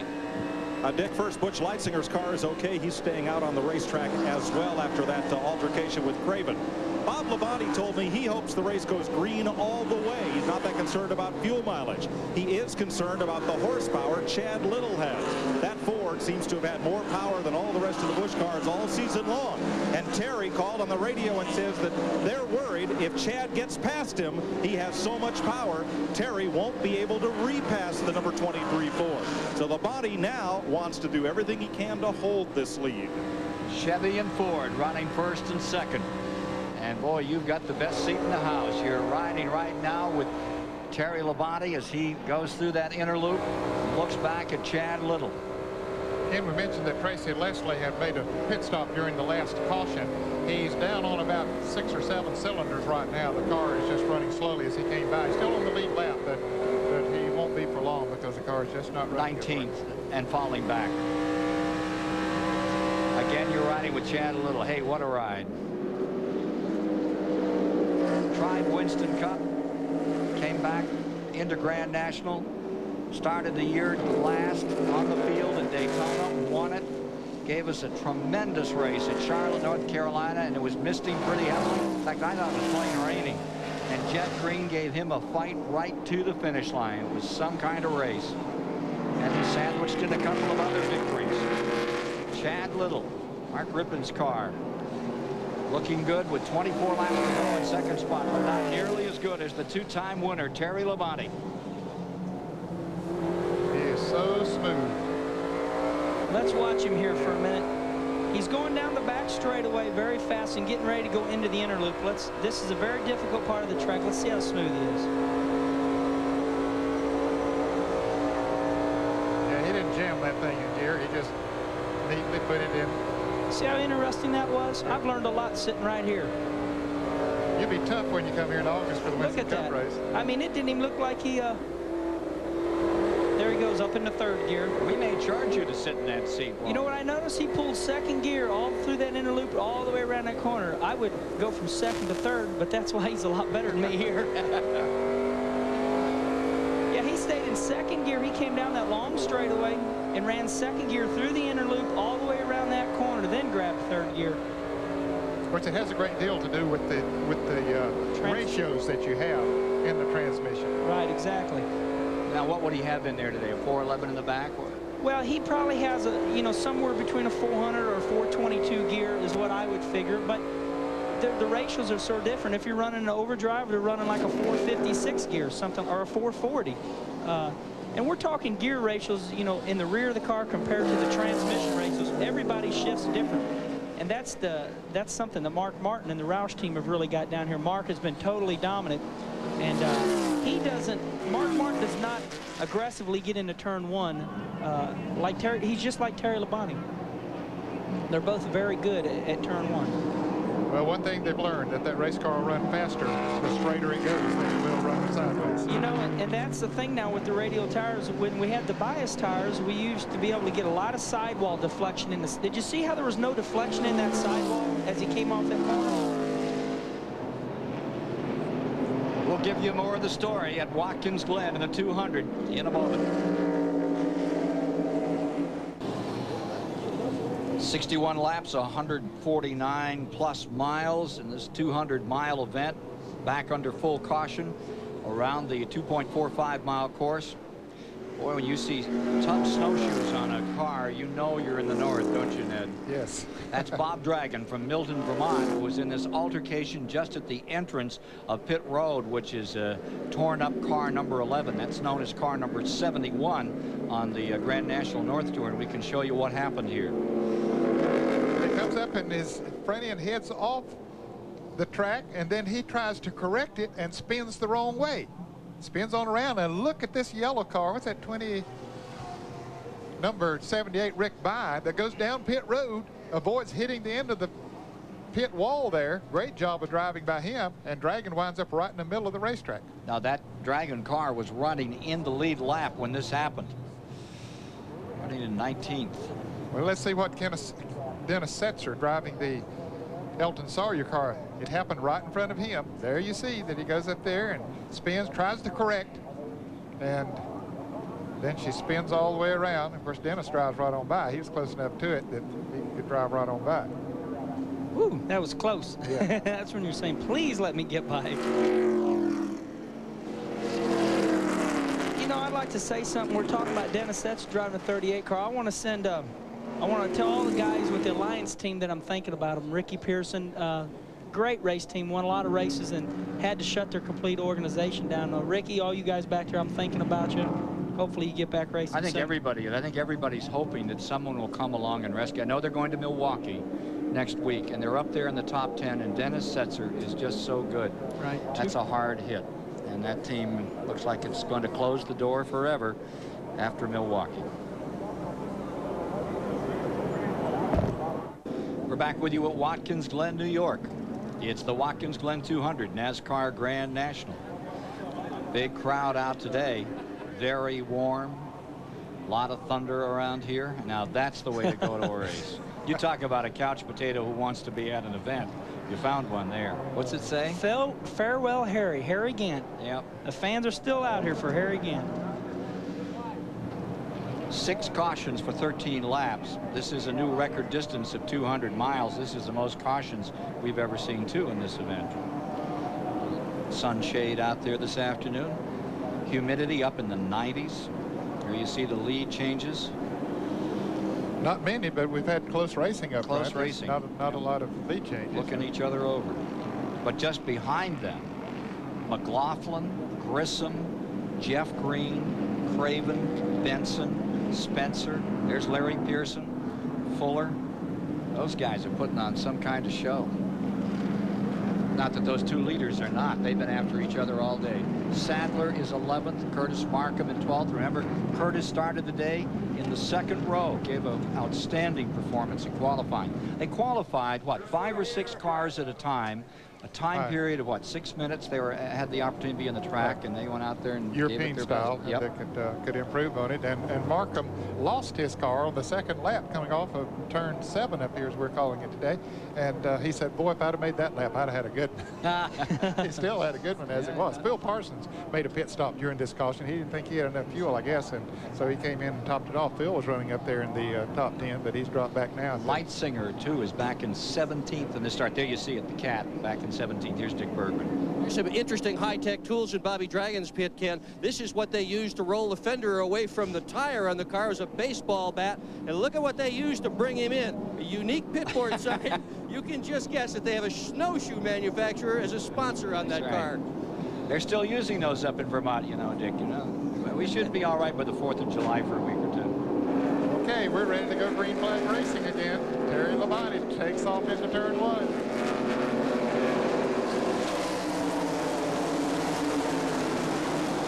Texas Terry, the Iceman.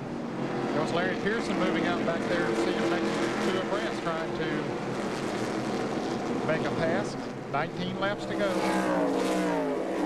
Here comes Fuller down on the inside of Spencer. How's that going to work out? Well, this is a good single file as we head through those S's. Up through the S's. Flat out, full bore, shifter up. Run down this long straightaway. Head for that inner loop. Try to outbrake somebody going into that turn. Terry Labonte looking back to second place, Chad Little. To Mike Joy. Ken Curtis Markham reports his feet are burning up. He's rapidly closing on Jeff Fuller in the Rookie of the Year battle, but he may need relief. Jim Bowen is standing by. And on the fuel story, Mike McLaughlin's crew chief Clyde McLeod said on the first stop his car took only 12 gallons after 23 laps of racing. So I don't think fuel is going to be an issue here. Okay. Magic Shoes McLaughlin still there in 3rd spot. Look, ooh, Jeff Green getting a handful there. Oh, no. Your points leader. And Jimmy Spencer. Yep. That final corner. Coming into the chute. No caution out just in that corner. They're back underway. If the race goes on, this could play out dramatically in the points battle because Chad Little's running in the 2nd spot. And now Johnny Benson has had some problems. He's back and going, and he's fine. There's about 18 laps to go, so he can still get up there.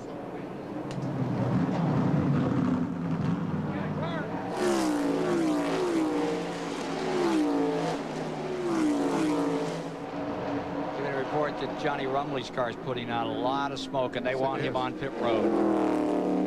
Consultation flag out for Rumley. Of course, the records will show that Martin Truex started that car.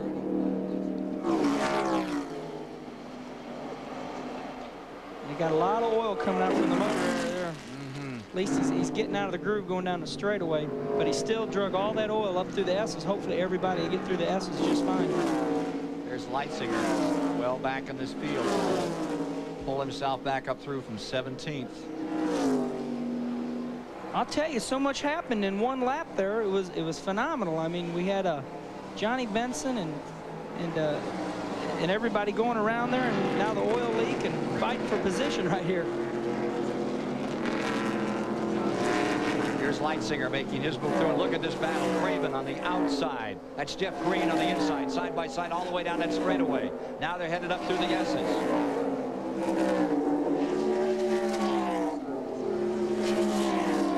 Jeff Green pulls it off. Jeff Green into 5th. Craven back to 6th. Up in front, Terry Labonte 1st. Chad Little 2nd. McLaughlin 3rd. Grissom. There you see Craven, who just got sent back a notch by that sensation out of Owensboro, Kentucky, Jeff Green. He was the fighter in the Green Boys. And he certainly is putting on some kind of display here this afternoon. They're in the middle of the race car. Yeah. Okay, let's see if we can find out what happened in that situation with Johnny Benson. Well, they've already been in the spin. He and Spencer spin together off over there on the outside of the track. Okay, we'll take a look from inside his car and see what he was seeing. Okay, just motored along there pretty good right there, and he got hit from behind. I believe he got hit from behind and sent him around. That put him back to 17th position. Leitzinger on the charge. Up to 10th. Riding with Johnny Benson. Got a car off of turn 1. Larry Pearson. Larry Pearson, who was running up in the 7th position. Tough break for him. 2 race winners so far this year. Both in South Carolina. Darlington and Myrtle Beach. I think anxiety is starting to set in, guys. They know it's coming down to the end, and everybody's trying to grab a little bit deeper and go a little bit quicker. We're seeing a lot of the spin-outs right here with some really good race cars. So the final laps are upcoming here this afternoon. Terry Labonte, seeking his 3rd win at Watkins Glen, has the advantage of 8 car lengths over Chad Little. Chevy Ford battle for the lead here as time runs out on this one. Mike McLaughlin continues to run 3rd. We mentioned that Larry Pearson, we saw him spin off course. Let's see what happened as he went into turn 1. There's Jeff Fuller right behind him going into the turn, and Pearson gets a tap from behind, and around he goes out into the grassed area. Didn't do any damage to the car, but lost a lot of track position and a lot of positions, really. He's back about 17th now, and he was up there in the 6th position, I believe. The man on the move is Leinsinger. He's running about 13.5 seconds down to the leader, Terry Labonte. Yes, it's beginning to line a little bit now. Labonte has picked up a little bit. He's turning it up a little here. He's drawing away. Another car that has made a good run, Ken, we mentioned that Curtis Markham had made a pit stop on one of the cautions to top off with fuel, and he has fought his way all the way back up to 7th position. So Curtis Markham making a good run here. So there's your leader, Terry Labonte, and there you see Chad Little chasing him down. And Curtis Markham, who had qualified 4th for today's event. Here is McLaughlin. That's the 3rd place car. Outstanding performance for him. Here's the 4th place car, Jeff Green. There's 5th, Craven. And 53, Clark is out again. And the 6th place car would be Craven. We missed Grissom in there, and Grissom Curtis back Markham one. 7th. Yep. They're the leaders coming by. There you see the front 3. Yeah, Grissom is right here, just coming in your picture on the tail end. Yeah, he's right behind Craven. You see Ricky 4th. Caution is out. Full course caution. Go ahead, Kenny. You notice Ricky Craven is continuously putting his hand out the window there. It must be extremely hot in his car. I've been noticing this through the day. All the drivers taking time to, you know, put their hand out the window and get a little bit more air. Now this is the reason for the caution. Car stalled on the track. 12 laps to go, Ned. What's this going to do with this caution out here? Well, it just bunches him up one more time, but I still think that Labonte's got him covered. Labonte Little up in front. McLaughlin, he's been giving it his all in 3rd and showing a full course caution. And a sprint to the finish to decide the Watkins Glen 200 live on CBS this afternoon. 53, Clark's car up on the hook and going away. Let's check the attrition right here, Ned, on some of those that have been misfortunate. Yes, there's been a good bit of attrition. Kelly Moore went out early with rear end problems. Dirk Stevens had a clutch problem. Dale Shaw with an engine problem. Patty Maweefs saw her crash. And Jeremy Mayfield and Jeff Purvis had engine problems. Jason Keller went out. He had an engine problem as well. Jim Bowen had a handling problem. Davey Green, he had an engine problem, and so has Victor Sifton. Tommy Houston, of course, crashed, and Johnny Rumley, transmission, and Jimmy Spencer, the most recent to go out with a crash. And we wonder about that 53 car there, too, is out with a crash. Now let's go to Mike Choi. I'm with Jeff Hensley. This is the best car they've ever had here. His car sponsor is the race sponsor. You're in 7th place with a rookie driver, but he's burned up. What do you do? He's well done. I tell you, I just asked him a while ago on the radio, did he think stickers would help him? He said he didn't think it would, because he's just we broke a header, we went off course, and we broke a pipe, and I mean, he's just like a baked potato in there. But we've run really good, and he's doing a heck of a job for us. But the Lysol Pontiac, we got a really good car, and you know, hopefully we can get a top 5 out of it, but we're going to need some brakes here. But it's only about 10 laps to go, so maybe he can make it. Well, they have a relief driver standing by, the fellow who drove this car last year, Jim Bowen. How's it feel when your car falls out of the race and they said, would you come over here? Our driver's burned up. Well, at least their car is still running, you know. I know you toast one driver, of course you want to toast another. You got to make it as complete a meal as you can. But Curtis is doing a heck of a job, and I'm sure now with 10 laps to go, his will's going to overcome his pain. He'll get it done. Doesn't hurt as much when you're running under green than when you're just riding here under yellow, folks. There's going to be a lot of toasted and roasted race drivers on the end of this one. 10 laps to the finish. This CBS Sports Show coverage of the Watkins Glen 200 is sponsored by the Body Heat Activated Degree Antiperspirant and Deodorant.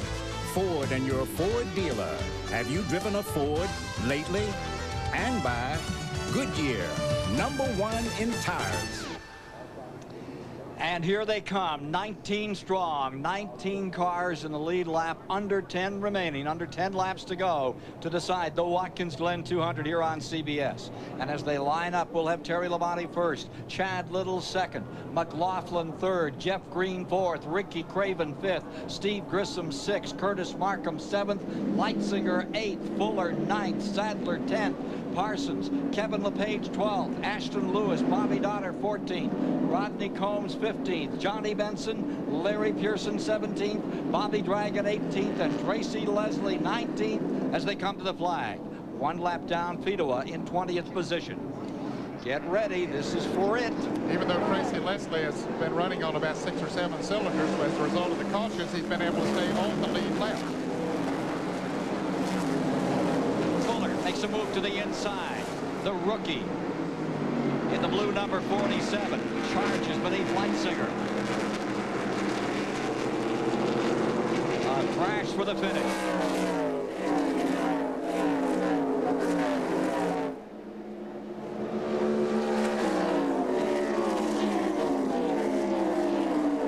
Car 38 putting out a bit of smoke out there. Elton Sawyer. Here's that battle for the lead. There's been a censor driving the Elton Sawyer car now. Chad Little moving in on Terry Labonte. Took a look. Chevy stays first, Ford in second.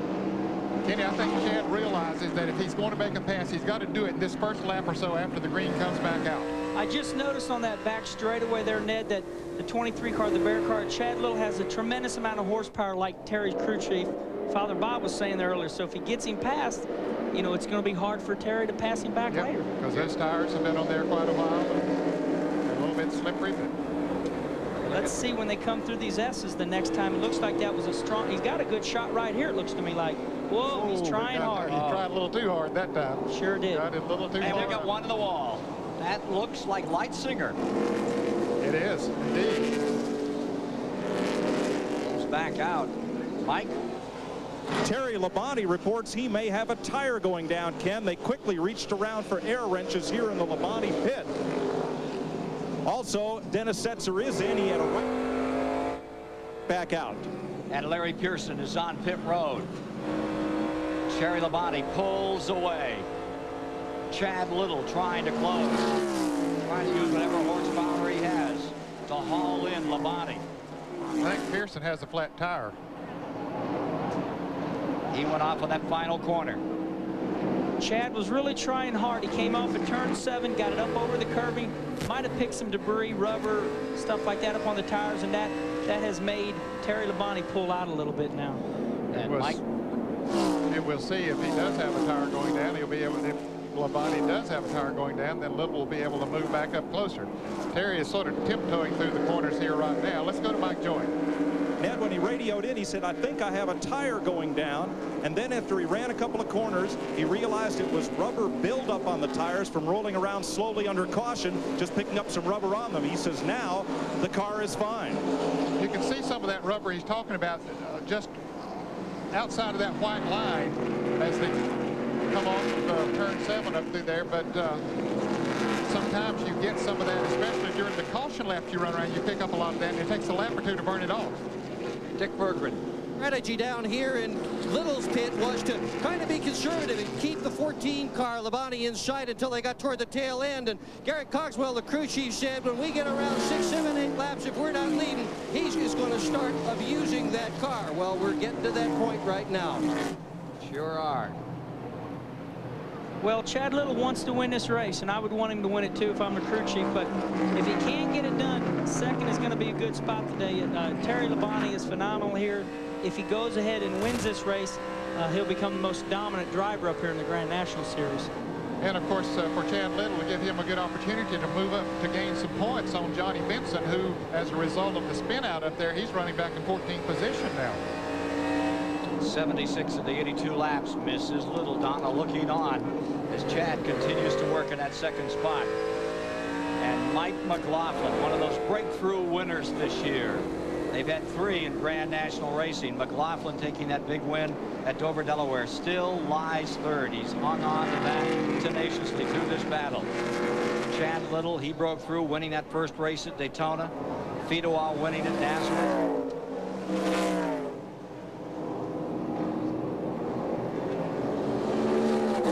Class by himself, as he was a year ago. There were 2 classes 1 year back on this track. One of them was this man, Terry Labonte, who a year ago had started in 21st position and come through to win it and roll through the field. Today put it on the point.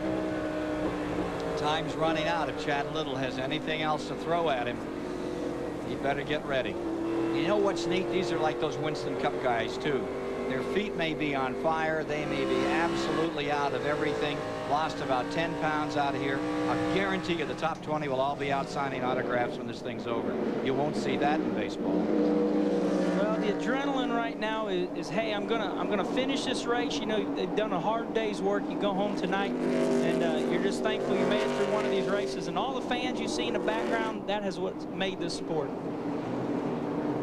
Record crowd for this weekend here at Watkins Glen, they say. There you see McLaughlin. And right with him, look out for Jeff Green.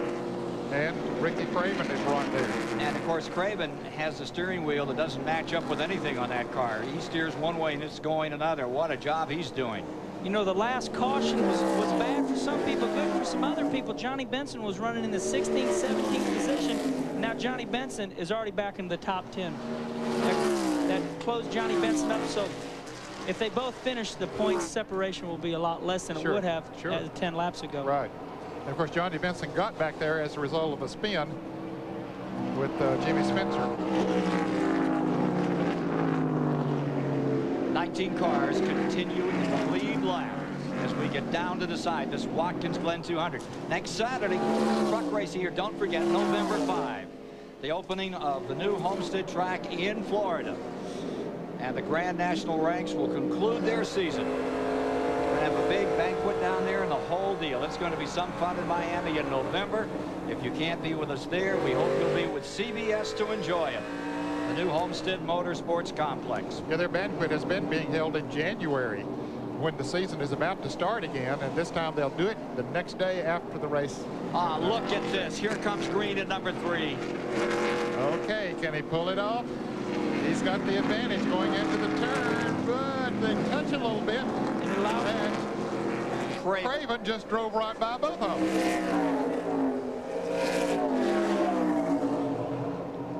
I tell you, that showed me a lot of manners. They could have taken each other right out into the clover. No, sir, that looked like agricultural racing coming up. They tried to respect each other. They opened the inside up, and Ricky Craven said, see ya. Ricky Craven had the best seat in the house right there. He looked like he was content to finish 5th in this race. The 2 in front of you get racing hard and go up high, and the DuPont Chevrolet is running 3rd now. There won't be anything left of Craven. We are hearing that he is suffering from heat prostration out there, still firing this car up. He got the car banged up a little, changed the steering on it. He's really working hard, and he's given it everything he's got. There was a great article about him recently that Bones Boussier wrote about how he has so much desire. If you measure it by desire, this is a Winston Cup champion of the future Grand National. He finished twice the last 2 years. There you see that interval from 1st to 2nd. It's still the old Iceman cooling it out in front. 3 to go for Terry Labonte. It's wonderful to watch him work, isn't it, Kenny Wallace? I mean, you talk about magic shoes McLaughlin. He is magic all through when you watch this guy at work in that cockpit. I tell you, being up in the booth here, I'd like to have CBS get the in-car camera for one full lap and then send it to my house, and I'll sit there and study it. Not the driving ability. It is available for a fee, Kenny. Yeah. See the producer when the race is over. But now it might not work for my Winston Cup car, so I got to weigh that out too. But it sure does work for this Grand National car. Yeah, now these cars look like the Winston Cup cars. They're 100 pounds lighter, and of course they run a 9.5 to 1 compression ratio engine, which doesn't produce nearly as much horsepower. Same engine size, 358 cubic inches, but doesn't produce as much horsepower as a result of not having compression. But there's just as much fire in the belly in this division as there is in the other. Oh, yeah. Sometimes I think more. A couple to go, 2 to go. Speed is not what makes good racing. Never was. 2 laps to go, 2 laps to go. Spotters on to Chad Little. While you're cooking out there, it's 135, 140 degrees or more, and on the floor you can fry an egg in these race cars. They've been out there since, what, 1:30 this afternoon. The only break, the only between innings they've had has been 6 times on pit road for a few seconds.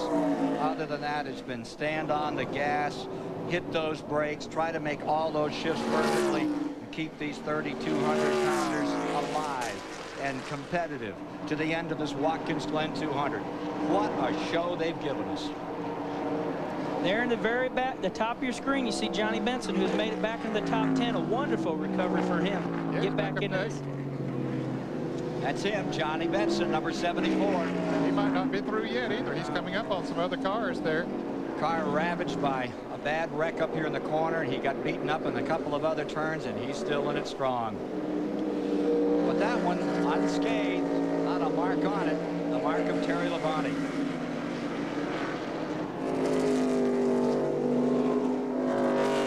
White flag, yes indeed. Ready to get this one decided, folks. Terry Labonte, who loves to road race, leading Chad Little. Grew up on those, and you could see him get a handful and a second one there. Came down through that first corner. Terry Labonte running this one out.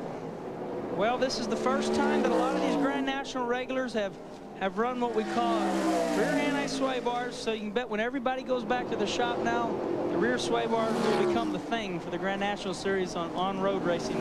This marks the first time for the V8 engines, rear sway bars, and more up-to-date things on the Grand National cars, so they just keep growing by leaps and bounds. And there's still 19 cars on the lead lap. Well, I think that's what's bringing the crowds, is there's so many cars and everybody just giving everything they've got out here to decide these races.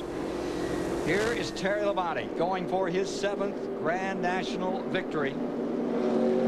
Ready to bring that number 14 down for the final time, streaking into the final corner. The Iceman indeed cometh here at Watkins Glen. And Chad Little with an outstanding performance for 2nd, and Ricky Craven for 3rd in a battle for 4th to the line. It's McLaughlin getting back by Jeff Green as they come to the stripe. What a run by McLaughlin. Chad Little cuts Johnny Benson's point lead from 178 to 154. This is race number 14. The grand decision to be made in Miami at the Homestead Motorsports Complex, and you'll see it on CBS November 5. So we're running well over today, 7 cautions of 15 laps. Final standings, unofficial on this one, as Terry Labonte comes home. Taking a look at the top 10 of the day. Labonte, Little, Ricky Craven for 3rd, McLaughlin back for 4th, Jeff Green for 5th. In the 6th spot, Steve Grissom, Johnny Benson 7th, Curtis Markham 8th, Hermie Sadler 9th, and Phil Parsons comes across in the 10th position. Bobby Dotter's going to get 11th, LePage 12th, Ashton Lewis 13th. Those are unofficial at the end of this 200-mile, 82-lap event. So, for Ned Jarrett, Kenny Wallace, thank you much. Mike Joy and Dick Berggren, Ken Squire saying so long from Watkins Glen, New York, where Terry Labonte has won the Watkins Glen 200. This has been a presentation of CBS Sports.